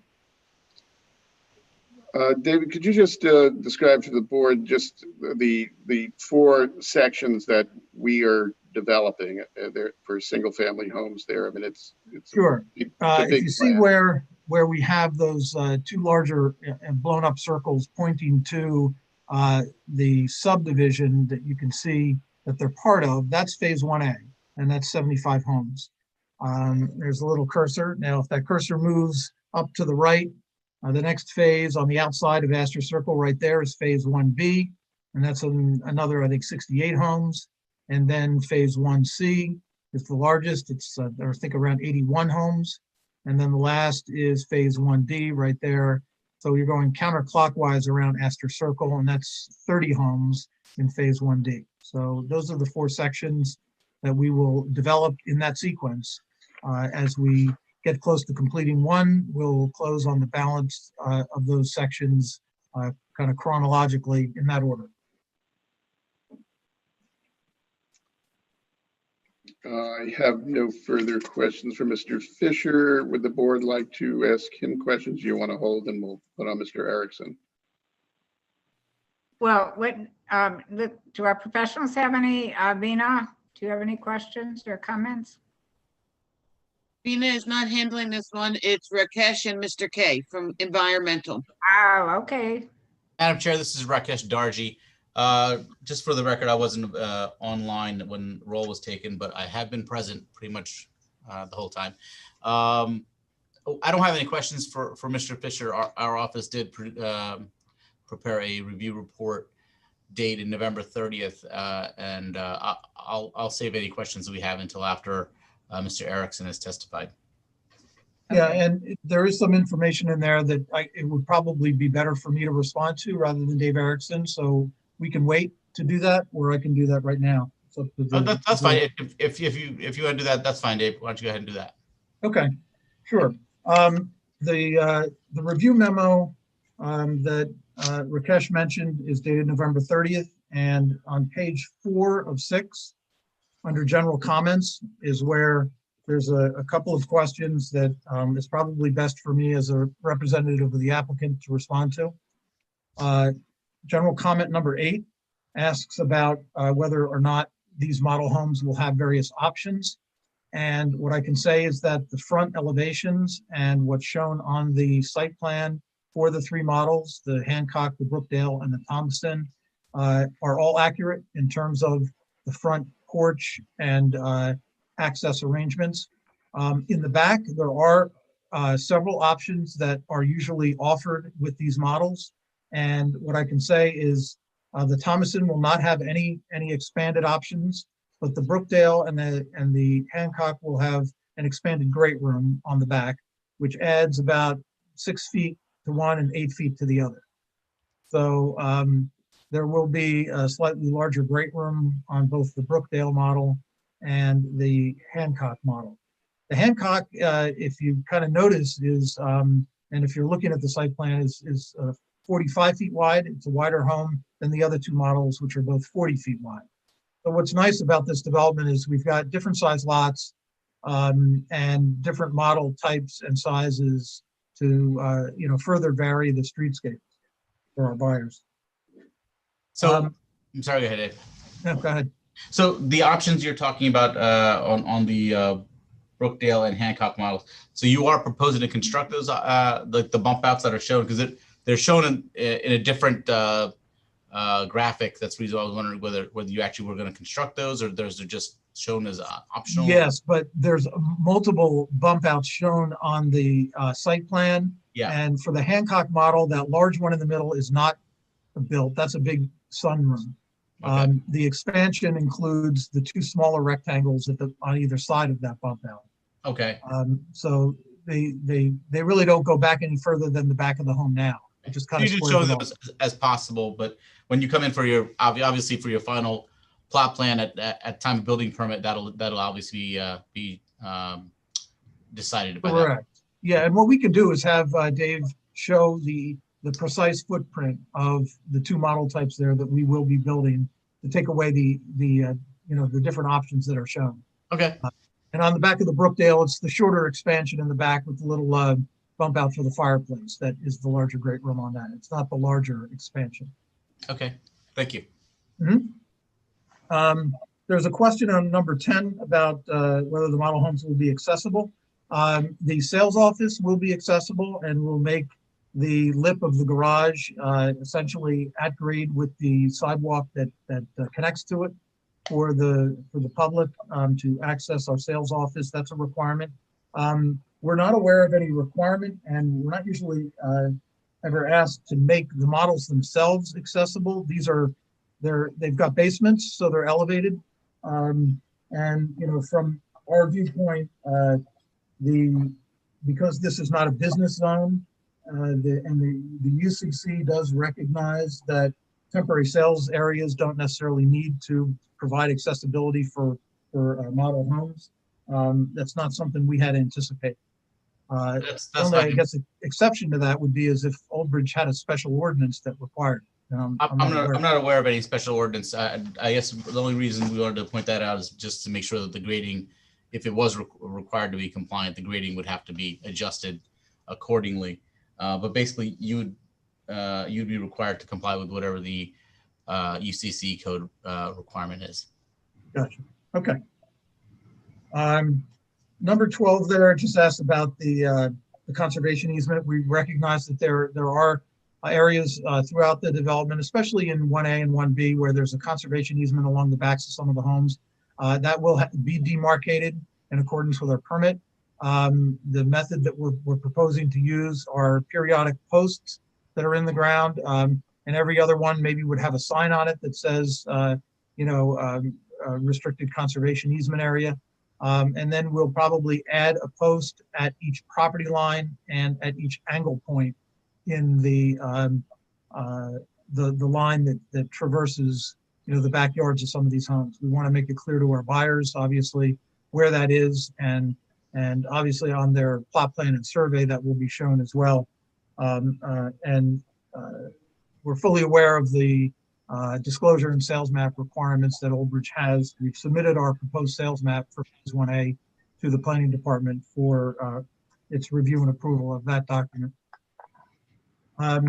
Number 14 is just what materials we use for the temporary sale signs.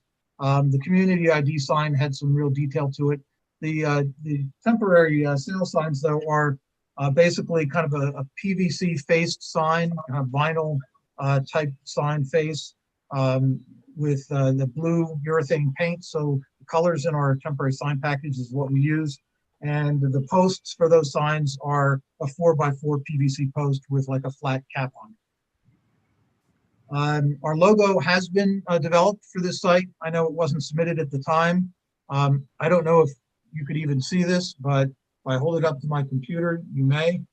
That's essentially the Oaks of Glenwood logo we've developed so far. We will probably market the community as K.Of.Nanian's Oaks of Glenwood to differentiate ourselves from the balance of the residential development to be offered by the owner. As I said, we're looking forward to starting sales. I think the only other one would be landscaping irrigation. We do intend to irrigate the areas that are shown landscaped. We probably will not irrigate the area around the parking area across from the models, only because without a service to those lots, because there's no house, there's no meter, we may even adjust some of the landscape species to make sure that they're drought tolerant, and we'll have to water them by a truck or hand truck. We saw your comment about shifting some of those trees to the edge of Astor Circle so that they can be preserved and remain on the site. I think that's a good suggestion. So we'll do that. But all the areas with sod and landscaping around the models will be irrigated. I believe that was it. We will not be irrigating the temporary sales trailer either. Correct.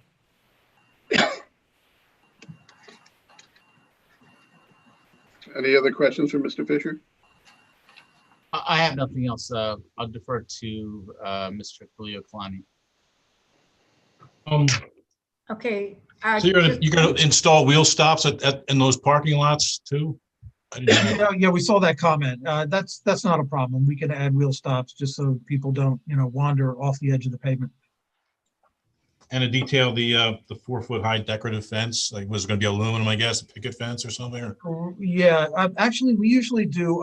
We've been doing more of a kind of a PVC paddock style trap fence for model areas. We've used both, but I think that's what we intend to use. So we'll provide a detail of that. And I guess you're reserving that one lot, and are you going to ask for a variance? Because you're going to need a variance for the model home IDs, and you only show 3. So do you want to put something in there now for that potential? That's a good question. Hadn't really thought about that. And I suppose, whether it's a spec or a full furnished model, we wouldn't necessarily have to put a sign in front of it, but it's nice to do that just so people know what model is, which one, especially for the first time they visit the community. If the board is willing to allow us to, have 4 model ID signs, we can keep that one in reserve, and at least the resolution can recognize that. And when and if we use that 4th model lot, that would be a nice accommodation. Thank you. And one more thing. Have you thought about like trash containers? I mean, I don't know how you're going to handle if somebody brings in lunch or something, what they're going to do with the trash, whether it's going to be in one of the office, or if you want to have something out by the parking lot, or. That's a thought. You know, I know our sales office will have, you know, basic trash receptacles within there, you know, near the desks, and maybe one in the open area. But yeah, we'll talk to our group. You know, we don't like to clutter the place up, but it's probably not a bad idea, especially if people traveled a little ways to get there, and they could put their trash in the receptacle out by the parking lot before they cross over into the sales office. Okay, that's it for me. Okay, does the board have any questions or comments? Can I just ask, I mean, it's probably somewhere in this application, but how many homes are in total are going to be constructed in those three, was it 3 areas that you showed us? All told, 255 single family homes. Okay, so 75 in this first section. Oh, that's how many in the first section? 75. Oh, but a total of 255. That includes the 75. Okay, so you'd be just offering these 3 models and possibly a 4th one? Yeah, that's I think pretty much what we intend to do. What's nice about each of the models have different style elevations, and I believe we've got 3 different elevation options for each of those models. So it really does make them look good and different, and we will, you know, have no issue complying with your look-alike ordinance. So between changes in, you know, roof lines and windows and gables and hip roofs and stone versus different types of, you know, siding treatments, there really are quite a few differences. And then there are structural options that if you choose one model, you can you know, create a floor plan that's different than your neighbor that may have the same model. Oh, okay. Anybody else have any questions or comments? Okay, guess we'll go on. I'd like to introduce David Erickson, our engineer, project engineer. Okay, he has to get sworn in. Yes. Yes, Mr. Erickson, would you please raise your right hand? And do you swear that the testimony you're going to give tonight is the truth, the whole truth, and nothing but the truth? I do. Would you please state your name and spell it for the record, please? David Erickson, E-A-R-E-C-K-S-O-N. Thank you. Mr. Erickson, could you just describe to the board your background, your professional credentials, and your position? Certainly. I'm a licensed professional engineer. I'm Vice President of Land Development for Matrix New World Engineering. I've been a licensed engineer for over 20 years. I've testified at boards all over the state. I've actually testified. Okay, we accept your qualifications. Thank you. Thank you. Can you, Mr. Erickson, just provide an overview of what's being proposed? I know we went through pretty much a good amount of detail, but just reiterate to the board the model area and the temporary sales trailer locations and the specifics of the site plan. If I could have the signage package back up on the screen, please. Which one did you need? The sign package? Signage, yes. Okay. And that page, perfect. So this shows the overall development for Oaks at Glenwood, and currently phase 1A is the first habitable development that's being built. The infrastructure is in place. Schulmeister Road is at base course, curbs and sidewalks are in all the way back to Astor. The entire Astor Loop has curbs and sidewalks and base course. And then Portaluca, which is the road that comes down right next to phase 1A and leads back out to Schulmeister, that is still being constructed, but is nearly complete. So the main roads leading to phase 1A are Schulmeister, Portalook, and Astor. It's interesting with this site that, as Mr. Fisher pointed out, Phase 1A is actually over a mile by road away from Route 9. So nobody's going to be able to see it. That's why we need all of these signs. And the scale of this development, I'll give you an example. The two green signs out on Route 9, they are 1,600 feet apart, over a quarter mile apart. So even though we're asking for a variance for two signs, we feel that it's warranted just because of the scale of this development. And then it's the same thing as we attract people off of Route 9 with those two entry signs. The site is so large and so deep, they won't even be able to see Phase 1A or the model trailer until they get back to Astor Circle. So that's really why we're requesting all of these variances, so that we can attract people to this site that's going to be hidden back in the woods. Other than those areas that have been constructed around the roads and some detention basins, most of the site is still wooded.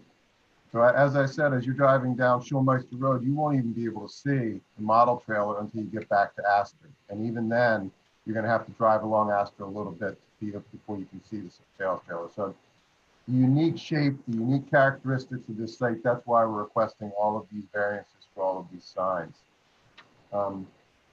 I guess that we should go through the specific items in the review letter, Mr. Curley. Yeah, I think we also should go over, excuse me, the specific variances too. I mean, they all relate to signage. Again, the signage is temporary, but we should review them for the board. Okay, so the first variance that we're requesting is a C2 bulk variance from Ordinance 250-52G, which is flag signs. That is shown on sheet 6 of this same package. One more, please. So these are the flag signs. They're the typical signs you'll see at real estate house openings. They sit on a single steel post in the ground, and they're able to turn around as the wind blows them, so that no matter which way the wind is blowing the sign, and they're two-sided so that you can see them. But it's really just to catch somebody's eye as they're driving toward this site. These are proposed to be located back at the sales trailer. So either side of the entrance to the sales trailer is where all of these signs are going to be. The only people that are going to see these are the people coming to our site. The general public, the people driving on Route 9, they won't even know that these exist. So the only people that are going to see these are the people who come to our sales trailer to visit and hopefully purchase a home from us. Right. And Dave, the 6 that would be at the sales trailer are half of the signs that we're seeking a variance for. When that's done, then the 6 get moved to the permanent model area. So again, they're never used at the same time, but there are a total of 12. It's just that they're only being used 6 at a time, 3 on either side of the entrance to each area. And that's important to note, that when the model area is ready, the sales trailer will be demolished. So those signs will actually be moved. There will never be 12 signs, only 6. Correct. Second variance is another C2 variance, 250-52F3.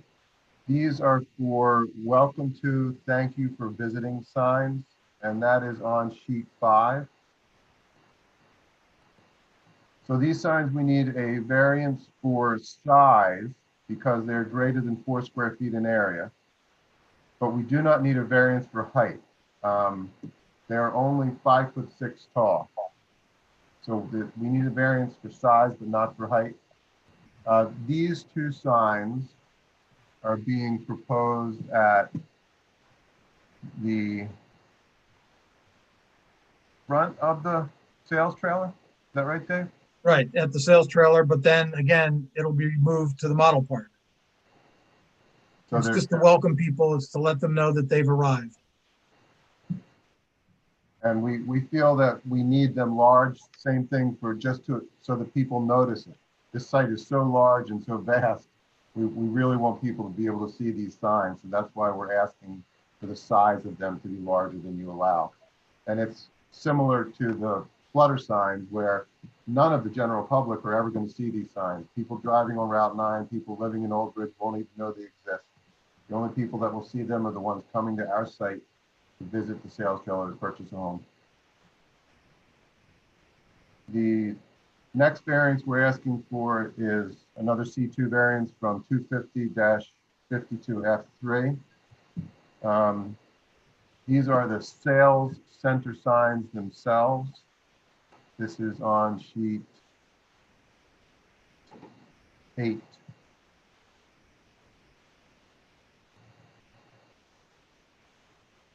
All right, so that sits in front of the trailer. And then again, when the trailer's gone, that would sit in front of the garage to the Hancock model, you know, to identify the sales center for the community.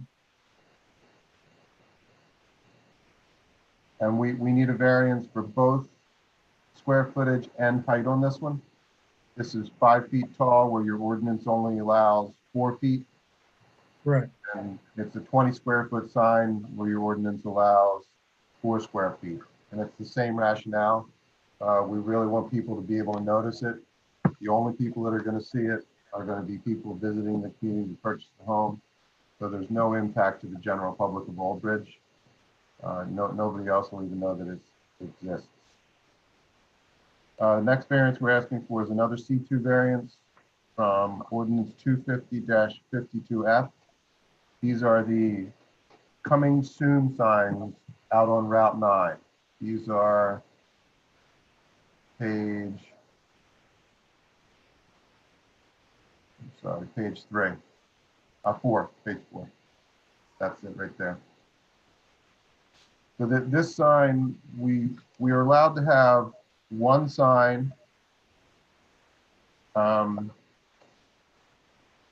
is 20 square feet in area or 6 feet in height. You can see that this sign is 9 feet tall and has a square footage of 33.7 square feet. The reason we're asking for this is because they are on Route 9, which is a high-speed road, a lot of traffic. We really need to be able to have people see these things so that they're attracted into the development. As I said before, they are 1,600 feet apart.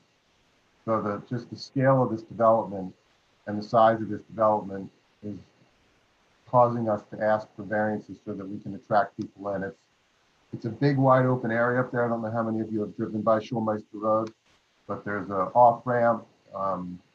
There's a big, large cleared area. A small sign would get lost in that vast openness. So we're really asking to have a sign that'll be noticeable to people driving by. The next variance is the one that was briefly discussed, the model ID sign. We're proposing small 1 by 2 foot signs in front of the 3 houses, and now we're going to request a variance so that we can have them in front of all 4 houses when we decide on the 4th one. Next variance is another C2 from ordinance 250-523, where this is the VIP parking signs. That's on page 10. So these signs just point out to people that where they're allowed to park in front of the sales trailer, and when the sales trailer is demolished, they will be put in front of the parking lot at the model area. We are permitted to have a 4 square foot sign that's 3 feet tall. These meet the requirement for the size, but they are 4 feet high instead of 3 feet high. The reason we're asking for this is because there are so many SUVs and large vehicles out on the road that a 3 foot high sign will get hidden when somebody parks in front of it. So we're just asking to allow us to make it a little bit taller so that it's always visible no matter who's parked there. Same thing, the only people that are going to see these are the ones visiting the facility. The general public of Old Bridge will never see these. The 7th comment in the letter is going to require us to make a correction to the plan. If you can pull up the site plan, please, the major site plan. What page do you need? Sixth sheet or fifth, either one. Two more. That one right there.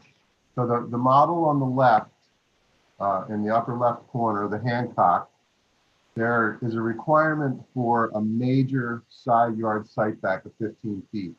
This plan shows 2 side yard setbacks of 10. So we will revise this plan to show the 15-foot setback. As you can see, the lot is trapezoidal shaped.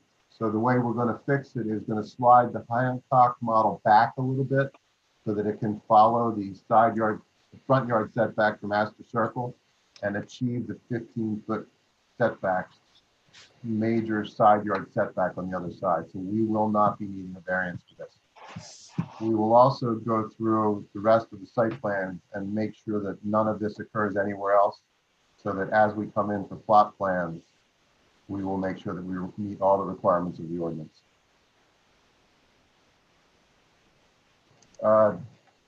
General comments, I guess, unless you want to talk about any of the ordinances, or should I finish the letter?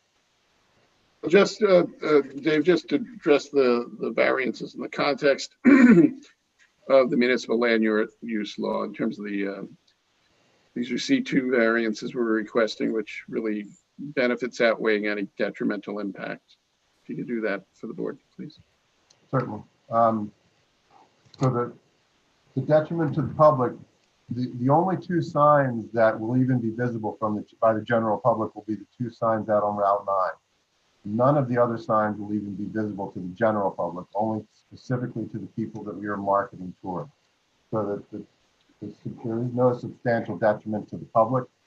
As I said, the signs out on Route 9, because of the scale of this development and the size of the site, those signs will hardly even be noticeable. If they were made any smaller, you might not even see them. So I don't feel that there's a detriment to the public from those signs either. The positive for these is that it's going to help us sell houses to people and have new residents in Old Bridge, which will help the general tax structure, help the retail businesses and other businesses in the area, because there will be new residents coming into Old Bridge, into new houses in Old Bridge. And it's amazing to me. I've been working on this project for over 20 years. And when we had the construction kickoff and Nicole and I were out there talking, both of us are impressed.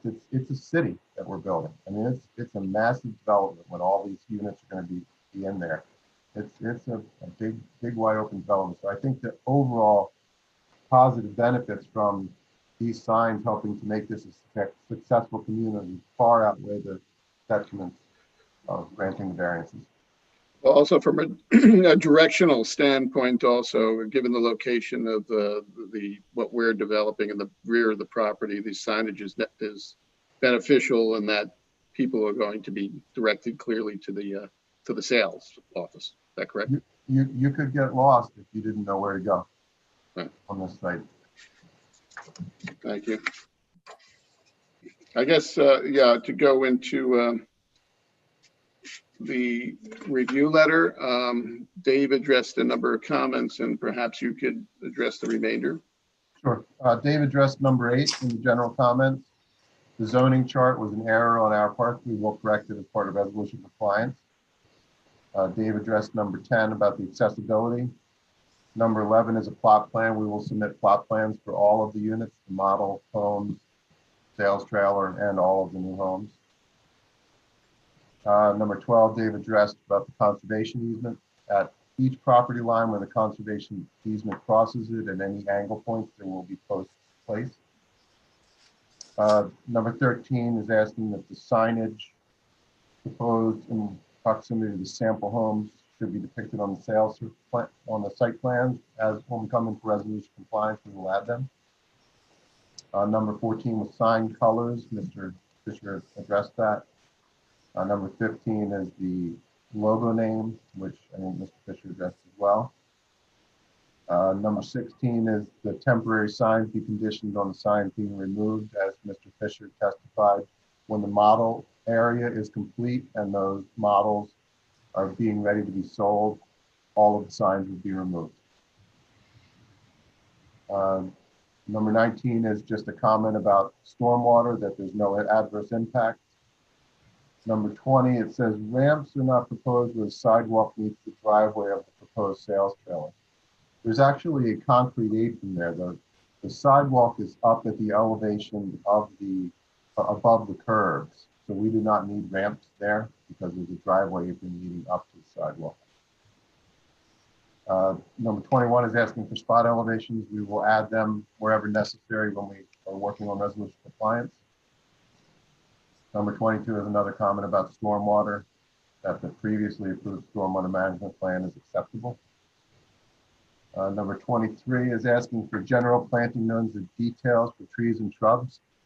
Since this site plan is part of the overall approved Phase 1A site plans, and those Phase 1A site plans have all of the details and notes and requirements, we're requesting that that be acceptable as part of this, since those will actually control the construction of Phase 1A, Phase 1A construction site plans. Well, then, Dave, maybe we just put a note on our plans that all of the required planting notes and details for trees from the approved set apply to this site plan. And we'll add that. Acceptable. Number 20. Just going back to item 9, did you address that? That was a mistake, right? I mean, that's going to be corrected? Yes, I said we made a mistake and we will correct Okay. that. 24, the recommendation that the Japanese scholar trees be moved. As Richard said, that's a good idea. We will do that as part of resolution compliance. Number 25 is the irrigation system. And just to reiterate, the model homes will be irrigated. The model home parking lot and the sales trailer and sales trailer parking lot will not be irrigated. Permits and approvals, we will get any permits that we are required to get. Soil erosion is in process. We're changing the name of the ownership. Yeah, other than that, there are no other outside agency approvals that this project requires. That was an error on our part. I think that's it. The only, I'm sorry, Madam Chair, just one question I had regarding that, the sales trailer apron. It looks like you guys are proposing, is it curved? Is it, I mean, it was hard to discern because it's the larger radiuses, and so it's not like radii. So it's not like it's a standard driveway apron.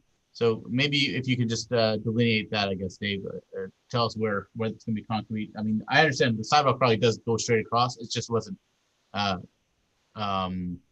Yeah, it's a little hard to see, I guess, because the sidewalk, the backside of the sidewalk runs along the property Right. line. And then you have the larger radii, and I'm not sure exactly where I'm assuming it's an asphalt parking lot. Yes, correct. So where the asphalt parking lot transitions to your concrete apron and all that's just something I just need, maybe we can show that on the conformance plans. I'll do a detail too, just so that it's more clear, but I'm pretty sure that we're doing an asphalt apron there too, because it's all going to be removed. Okay, so your sidewalk is going across the asphalt apron, is that the deal? Sidewalks already installed, and we'll bring the asphalt apron up to the sidewalk and the asphalt parking lot up to the other side of the sidewalk, so the sidewalk will remain. Okay, so if the sidewalk's already in, it's probably a 6-inch or 4-inch sidewalk there, I imagine.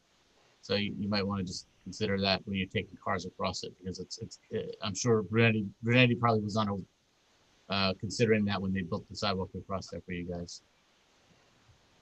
Yeah, I mean, obviously if it gets damaged, it's going to need to be. Yeah, I was just going to say it's a temporary sales trailer, so if it gets damaged, you're not going to want broken sidewalk in front of your sales trailer any more than we're not going to want. Right. That's all I have, Madam Chair. Okay, does anyone from the board have any questions or comments? Okay, do you have any other witnesses that you want to bring forth? No, that's it, Madam Chairman. That's it? That's it. Okay. All right, and Rakesh, you're done?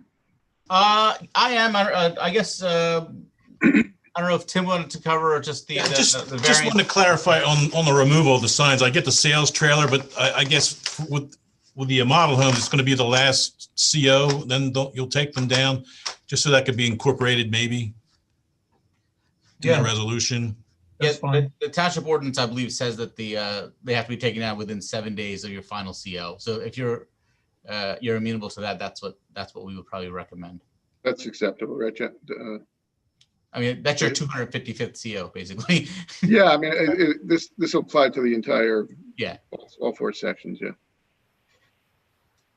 Okay. That's fine. And anything else, Becky? And actually, Tim, were you going to just talk about the proofs and how they're met, or did you want me to cover that? Well, I think, he met them. I mean, he went through the positives, and the only signs that you're going to really notice are the ones out by Route 9 and the size. He's asking for a size variance, area variance, but it's really not that much more than what's permitted, 33 versus 20, and major highway like Route 9, that's not out of the question, so. And the overall safety of the motoring public, especially on the signs for Route 9, I think that benefit outweighs any detriment that could possibly arise from the granting of the variances. Just my opinion as well. Okay, does the board have any questions or concerns they want to raise with the witnesses? You get a lot of questions about what's going on back there, so this will be helpful to the public to find out what's happening. Okay. Yes.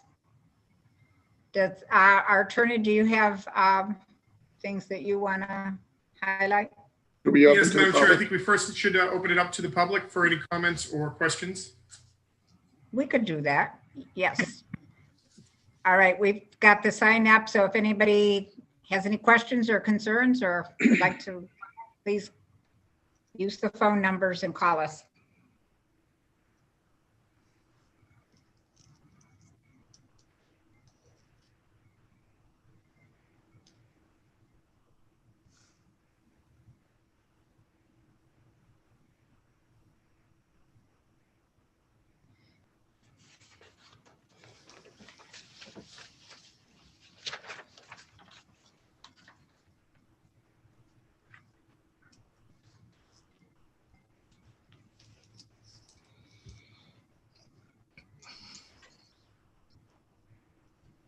You mean there's nobody up at 10 o'clock who wants to talk about the Oaks of Glenwood?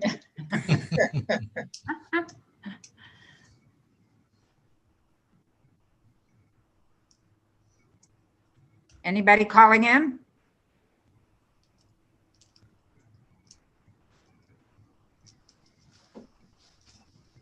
It seemed that way. Okay, we given enough time? Yes, I believe we did, Madam Chair. Okay. All right. So our attorney, can you just, if there's things you need to highlight? Absolutely, thank you. This is the application for site plan approval and variance relief for the construction of model homes and a temporary sales trailer. There were 6 variants being required in connection with this, all relating to the signs. The applicant's engineer went through all of the 6 variances being requested. There was a 7th variance that was identified at one point, but the applicant agreed that is going to be corrected on the plans and that no variance is going to be required with regard to the 15-foot setbacks. The applicant did agree that it will look into adding a potential outdoor trash receptacle by the parking lots. One of the, just to clarify on one of the variances with regard to the model ID signs, the applicant was originally requesting 3 and now is requesting 4 for the different model IDs of the different models being offered. And the applicant did agree to comply with the board engineer and planner's review letter and provided the testimony requested therein, and specifically agreed to provide details with regard to the sidewalk, apron, and parking lot area for the temporary trailer. And I believe that's all I have. I don't know if Rakesh, if I missed anything, please let me know, but I think that's what was agreed to at this testimony. I think you got everything. Okay, any comments or questions from the board? Okay, I have a motion. I'll move it. Moved by Mr. De Palma. I'll second. I moved it. Seconded by Mr. Rucci. Roll call, please. Mr. De Palma, Yes. Mr. Renna,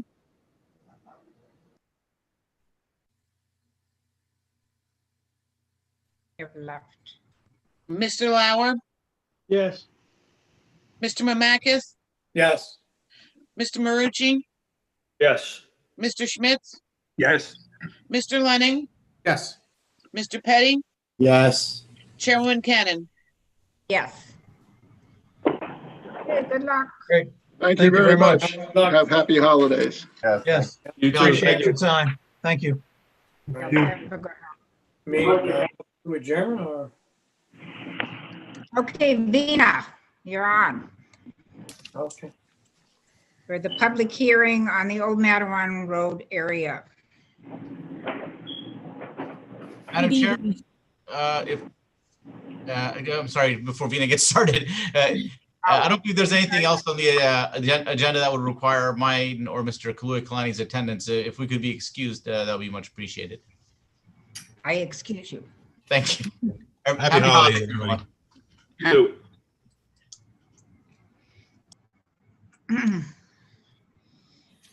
Okay, Vina. Yes, good evening, board members. I'm here actually tonight to present Old Matawan study, the area investigation study, and I will need Dawn's assistance to work with the PowerPoint presentation. Dawn, can you put up the screen?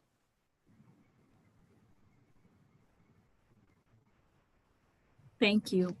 Thank you. Board members, the notice of this public hearing was published 10 days prior as per the requirements, and a copy of the report was available to public on our website, and also it was available to the board members. I'm sure you have got a chance to review and have received a copy of the study. Just to give you a little history, in September of 2020, the Township Council passed a resolution authorizing the planning board to initiate an area investigation study for parcels that are located on Old Matawan Road, on either sides of Old Matawan Road, primarily the ones that are located within the Economic Development Opportunity Zone, EDO1. The study area consists of 26 parcels, and the investigation actually was prompted by the existence of underutilized parcels, vacant parcels, an abandoned building within the area. The analysis that was conducted for this study was pursuant to the local redevelopment and housing law of the state of New Jersey, and the criteria that were assigned to each of the study area were based on the local redevelopment and housing law. Now, talking about the area, you have on your screen the aerial. Dawn, can you go back to the slide? The first line, the area map. Thank you. You can see on this aerial, the area that is in question lies along Old Matawan Road to the north of County Route 516, and then to the southeast side of Highway 18. It comprises of 26 parcels. Next slide. The parcels, like I said, there are 26 parcels within this study area. The existing land use is mostly commercial, residential. There is a lot of automotive and personal services within the area. Many of the homes that were built within this study area were built in the late 1800s or the early 1900s. I just want to reiterate, this is a non-condemnation plan. The township will not exercise the power of eminent domain. Next slide. This is the list of the parcels within the study area. I have the site numbers written to the leftmost column. So when assigning the criteria, those site numbers have been critical. Next slide. The zoning for this area, the study area is fully located within the Economic Development Opportunity Zone EDO1. The purpose of this zone is to encourage a mix of office, retail, and commercial uses so as to enable the Township of Old Bridge to attain its goal of accommodating market forces and vision for stimulating economic growth by permitting an assortment of businesses coupled with light industrial uses within the zone. Next slide. The land uses within the area, out of the 26 properties, 10 properties are commercial. So what you see on your screen, the orange parcels are the ones that contain commercial use. The yellow parcels, that is 11 of them, contain residential use. The dark brown are vacant properties. Next slide. This is the chart describing land use for each of the property. Next slide. Now, the study area lies within the smart growth area assigned by the Office of Planning of Advocacy. So with this, what this means is the entire study area automatically meets the criteria H of redevelopment. So because all 26 parcels are within the smart growth area, the area is very well connected by road, which is County Road 516, bus routes, Middlesex County Area Transit M3, the Brunswick Square Mall Old Bridge line runs through this area, NJ Transit bus line 60, bus number 68, 139, and 818 also traverse through this area with bus stops at walkable distance. Next slide. Now, the statutory criteria. These are the redevelopment criteria. Criteria A relates to substandard building conditions. The criteria B relates to abandonment of commercial and industrial buildings. Criteria C, public and private vacant land that has remained vacant for over 10 years. Criteria D, which relates to deleterious land use, faulty design, obsolete layout, and detrimental impact. I noticed that majority of the commercial properties within the study area meet criteria D due to its obsolete layout, faulty design, or deleterious land use. Criteria E, a growing lack or total lack of proper utilization within the area. Criteria F, natural disasters. We don't have any properties that fall into this category. Criteria G, that's urban enterprise zone. The area doesn't fall within the UEZ. Criteria H, which is consistency with smart growth principles. Like I mentioned before, all 26 parcels within the study area lie within the smart growth area as designated by the Office of Planning of Advocacy, and that's why all of them meet criteria H.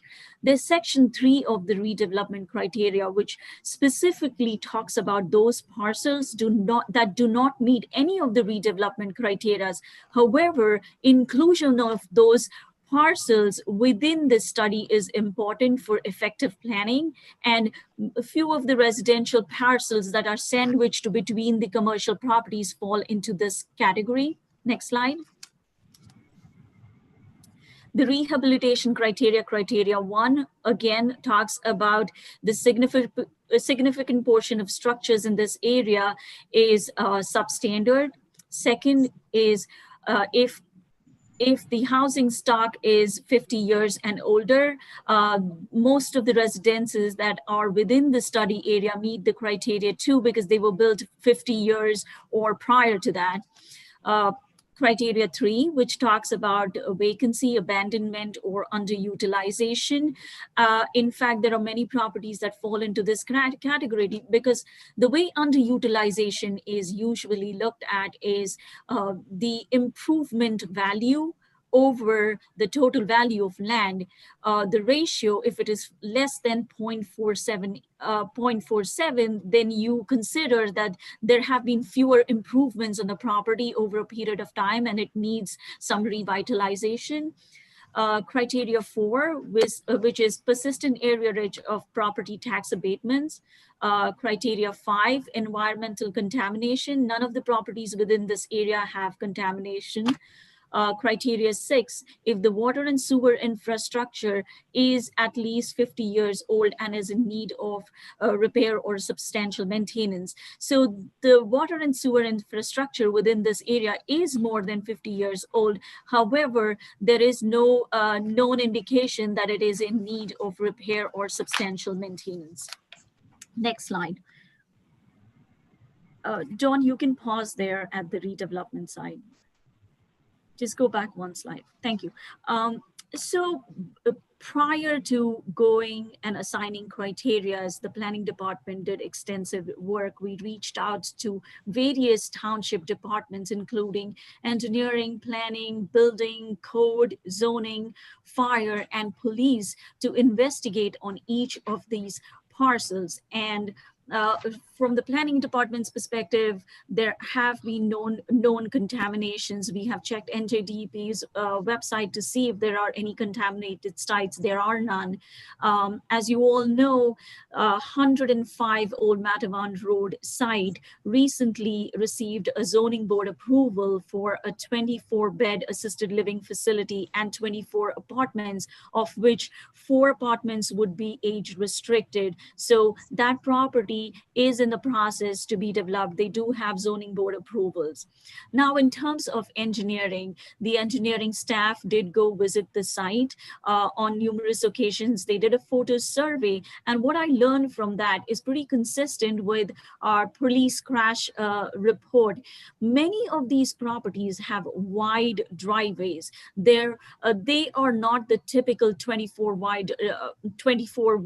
feet wide driveways where you have the ingress and the egress.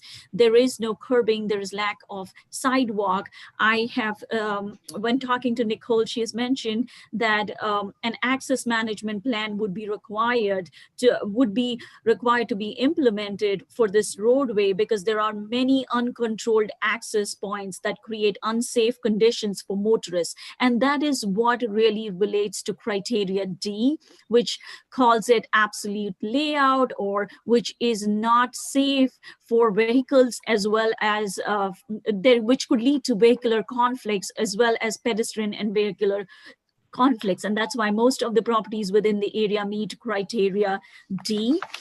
Then we have the police data, which indicates that in the past 5 years, there have been almost 70 crashes within the study area. So it definitely needs some attention there. Now, I did briefly talk about the improvement ratio. What we did is we reached out to the tax department and got from them details about the land value, the improvement value, and then we calculated the improvement ratio. Actually, page 12 of my report includes a table that lists properties that have lower improvement ratio than 0.47, which indicates that it meets criteria 3 of underutilization under the rehab criteria. Now, in terms of consistency, I did review the master plan, and there are 2 recommendations in the master plan that talk about looking at various sections of the township and trying to find out areas that need to be revitalized or need to be looked at again. And this is the study is pretty consistent with that recommendation. It also says that the EDO zone needs to be reevaluated to see if additional businesses or newer retail use can be added. I did go and amend the EDO ordinance last year to make it more flexible so that more uses or more commercial activity is allowed within the zone. The study is consistent with the New Jersey State Development and Redevelopment Plan, because the study area lies within the metropolitan area, MPA1, where majority of the infill development or the redevelopment is encouraged. So our study is consistent with the state plan. Again, like I said before, the study area lies within the smart growth area map, and so it complies with the smart growth principles. Now, talking about each parcels, you can move to the next slide, Dawn. So the planning department went through all the data we received from engineering, building, code, fire, police, and then we did a photo survey to designate each criteria. And I will just quickly walk you through each criteria and which properties meet the criteria. Before I get into the details, I know that in the last 10 days, I received a few calls from homeowners that were concerned that in the study area, I got calls saying that my property is not 0.3 acres, it is more than 0.3 acres. So I just want to make it clear, we always follow the NJ tax records, the property parcel information. All the acreage was received from that. Our township tax data is consistent with the parcel data that is available. However, having said that, if you have a survey that shows that your property is larger than what I have indicated in the report, we always value the survey more. So if the survey says that the property is larger, then we go by the survey. For the purpose of this report, I will stick to the NJ parcel data information. So now we have criteria A, which relates to the substandard unsafe conditions. There's only one property that meets this criteria. This is the property that is located at 105 Old Matawan Road. Next slide. Criteria B, again, it's the same property that meets the criteria that talks about discontinuance of the use. This used to be a school building. It had a fire and was abandoned for a long time. And now it recently got zoning board approval for the assisted living facility. Criteria C. There are a couple of properties within the area that are currently vacant. One is the property located at the corner of Old Matawan Road, and the ramp to 18 is actually owned by NJDOT. It's a vacant parcel and is used to store vehicles. There are two other parcels along the ramp that are actually related to auto service use that is located on the adjacent property, but these are vacant parcels used only for storage of vehicles. Criteria D, next criteria. Criteria D, majority of the properties within the study area meet this criteria because either they have obsolete layout, they have wide curbing, or they have wide driveways that create unsafe circulation. There are buildings that have been designed based on planning principles of 70s with high setbacks, or they aren't even seen, the design is obsolete. So all such properties fall into this category. None of the roadways have sidewalks. They don't have any landscaping or fencing within the area, except for a few residential properties. I'm mostly talking about commercial properties when I'm talking about criteria D. Next slide. Criteria H, like I said, the entire study area lies within this, meets this criteria because the entire area is within the smart growth area. Next slide. Then we have criteria at the section 3, which I had mentioned that in this case, these properties do not meet any of the criterias or the redevelopment criterias. However, the inclusion of these parcels is critical to creating a plan for the entire area. So these are residential parcels that are undersized and could be developed. It doesn't mean, and I just want to make clear for especially homeowners who are listening to this presentation, just because your area is within the redevelopment and rehabilitation area, it doesn't mean that somebody is going to take away your property, because I did get some phone calls where people were concerned that, what does this mean? What does the designation mean? Does it mean that I can't sell my property? Does it mean that somebody is going to take away my property? No, it doesn't mean that. It just means that you have the ability now with the redevelopment and rehabilitation status to revitalize. It allows, the designation allows the council to offer tax abatements. When it's a rehab area, the council can grant up to 5 years of tax abatement, provided you build up your case, you prove to the council and show them exactly what improvements you're doing. When it's a redevelopment area, it allows the council to create a pilot to offer tax abatements up to 30 years. But that really takes place in the second phase of redevelopment planning. That's when the redevelopment plan is written. Next slide. Rehabilitation criteria. So in this, next slide.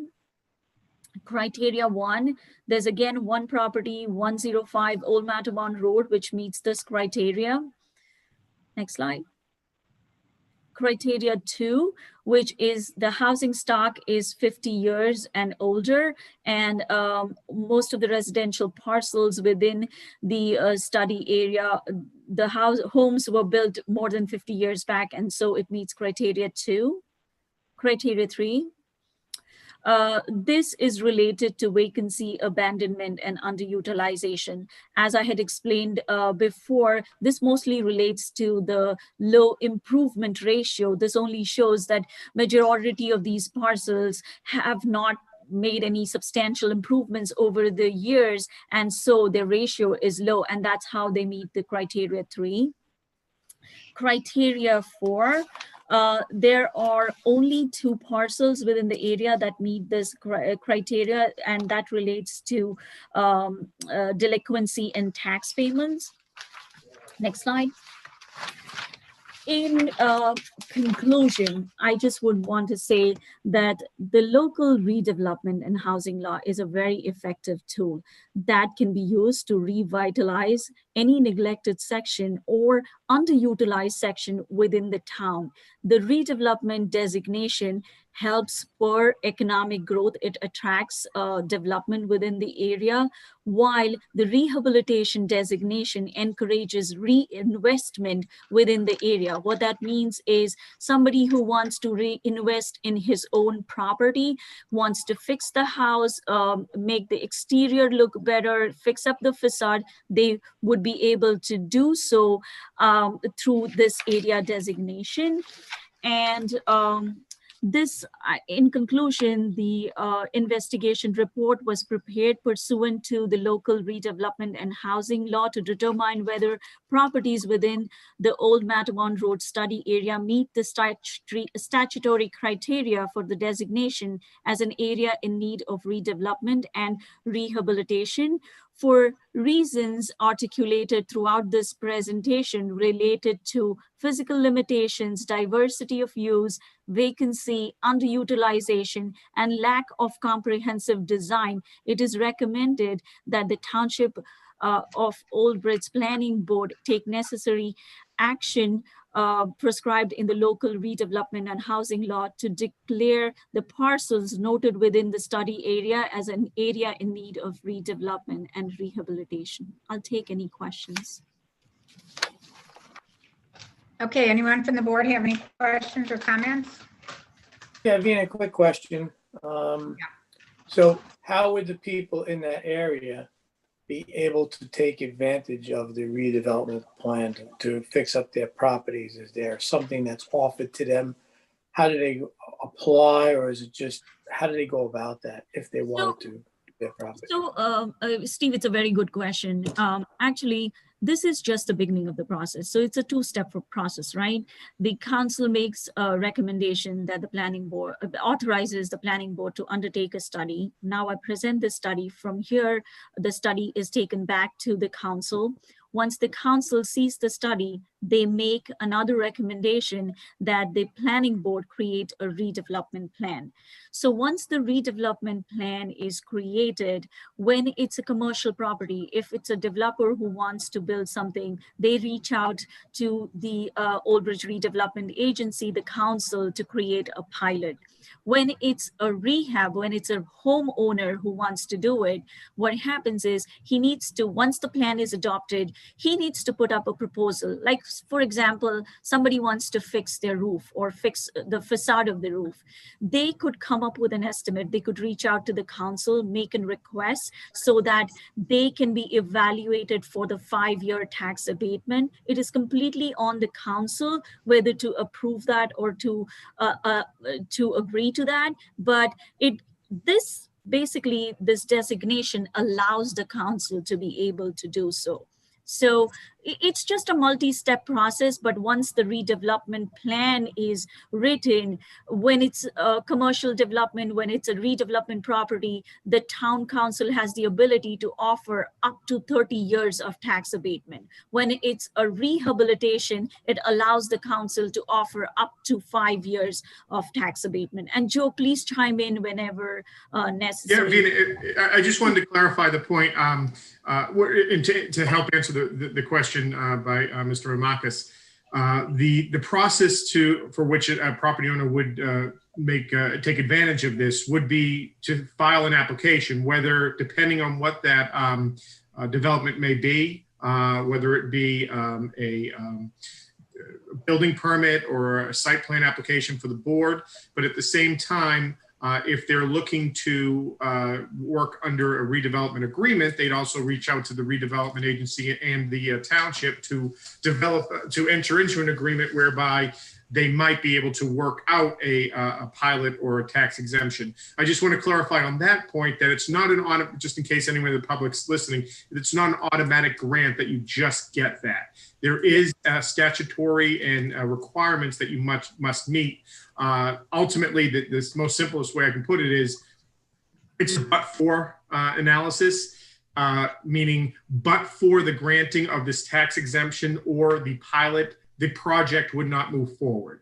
So, and then I'm making it very simple, but there's a lot of math to it as well. But that essentially is the ultimate question is, if you have a proposed project either under the rehabilitation or the redevelopment plan, and you want to present that to the council or present to the redevelopment agency, you want to develop it, it's something that would be now analyzed and determine whether a pilot is warranted. But even if a pilot isn't warranted, they could still develop under the plan, because what essentially the redevelopment plan would be is an overlay zone, for lack of a better term, that they can utilize to develop their property under those standards.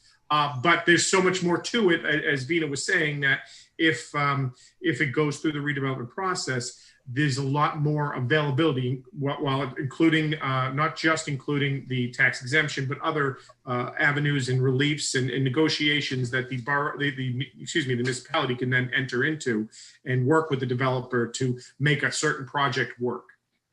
So this plan is not a detriment to the surrounding homes and area. It's an advantage if all criteria are met to help them. Absolutely, that's what it's designed to do. Excellent. Yeah, I want to make clear. I also make clear that. Sorry, Eric. I just want to make clear that any owner who wants to develop the study doesn't really stop you from doing that. It's only if you want to take the advantage of using a pilot, then the study enables you to. It is the council as it allows you to ask for a pilot, but you could anytime go and develop or do whatever you need to do with your property. Because I got a call from a resident asking, what if I want to sell my property? You can definitely sell property. It is not going to be a hindrance when you're trying to sell the property. It does not diminish the value. It does not lower the property value. If anything, it increases your property value, because the whole concept is, as people reinvest in their properties, as there is more investment in the area, as the area improves, your property values are only going to improve. Mm-hmm. Vina, for the question, have these property descriptions been mailed out to each individual property owner? Yes, the notice was sent out. The study was available on our township's website. We also had a copy available in our office for anybody to come and take a look at. But yes, the study was available 10 days prior to, I think it was available on the 23rd. Okay, And but notices were sent out. copies weren't mailed out though, or were they?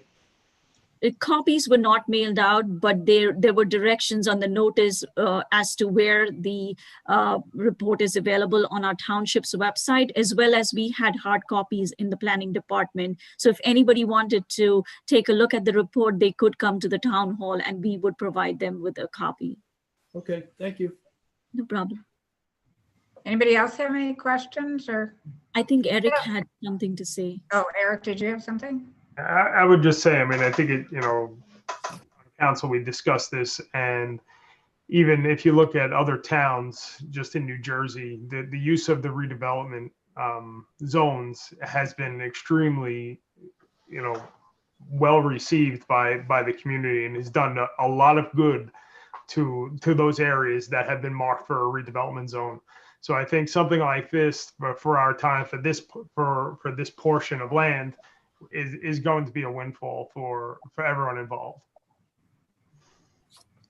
What about the state-owned property? How does that fit in? Or so typically what happens is if when the state comes to know that they are within the study area, sometimes they reach out to the township to see if the township is interested in purchasing.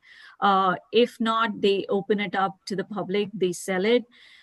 In rare occasions, they want to retain it. So it totally depends on them as to what they want to do with that property.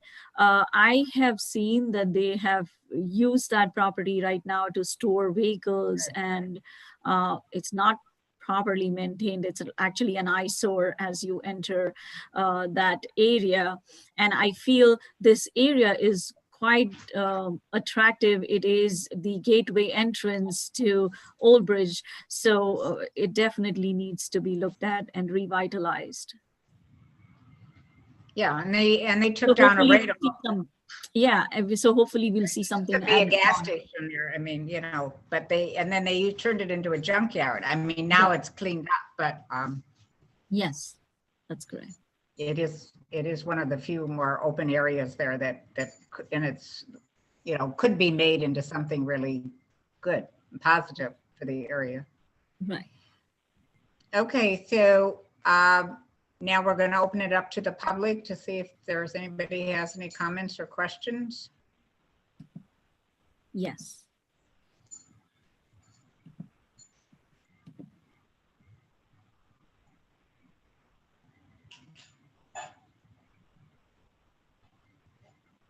I see no raised hands.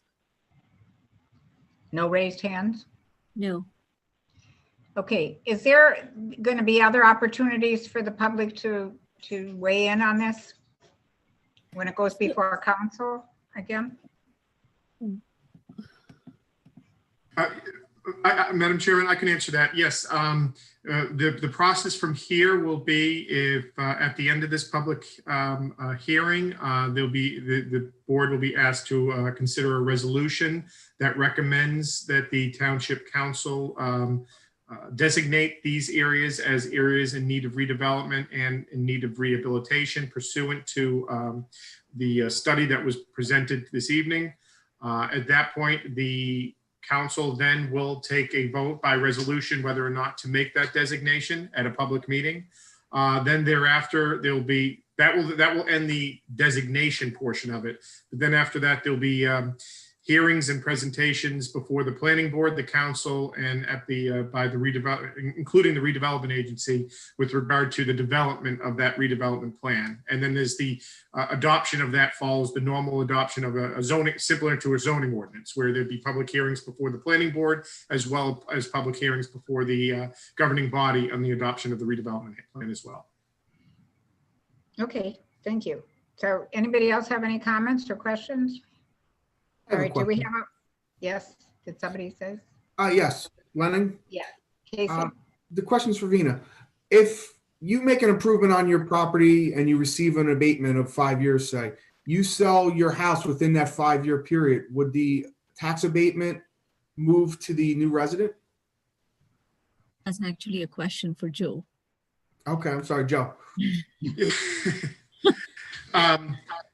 Yes, the tax abatement runs with the land, so it would run with the next owner.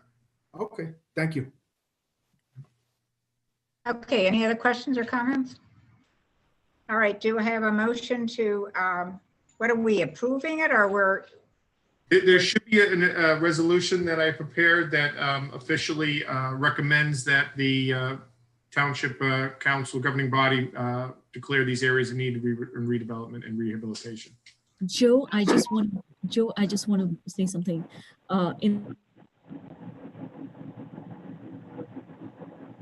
Yes. I think she froze for a second. Oh, A little more than a second. we're not having luck tonight here.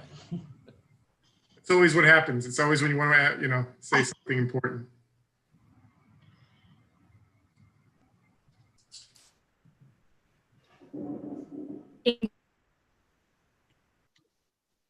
We lost you.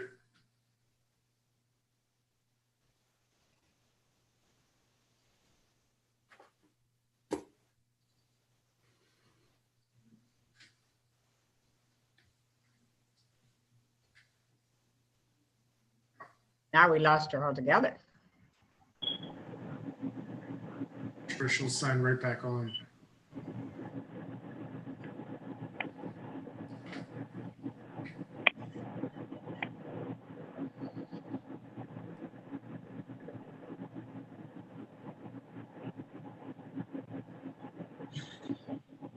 Maybe not.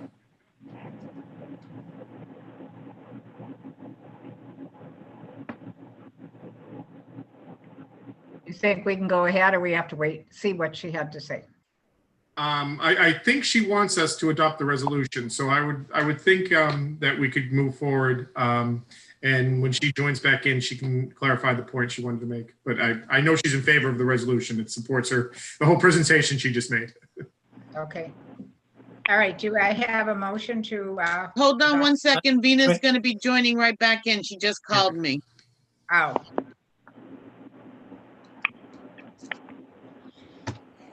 I'm back. I don't know what happened.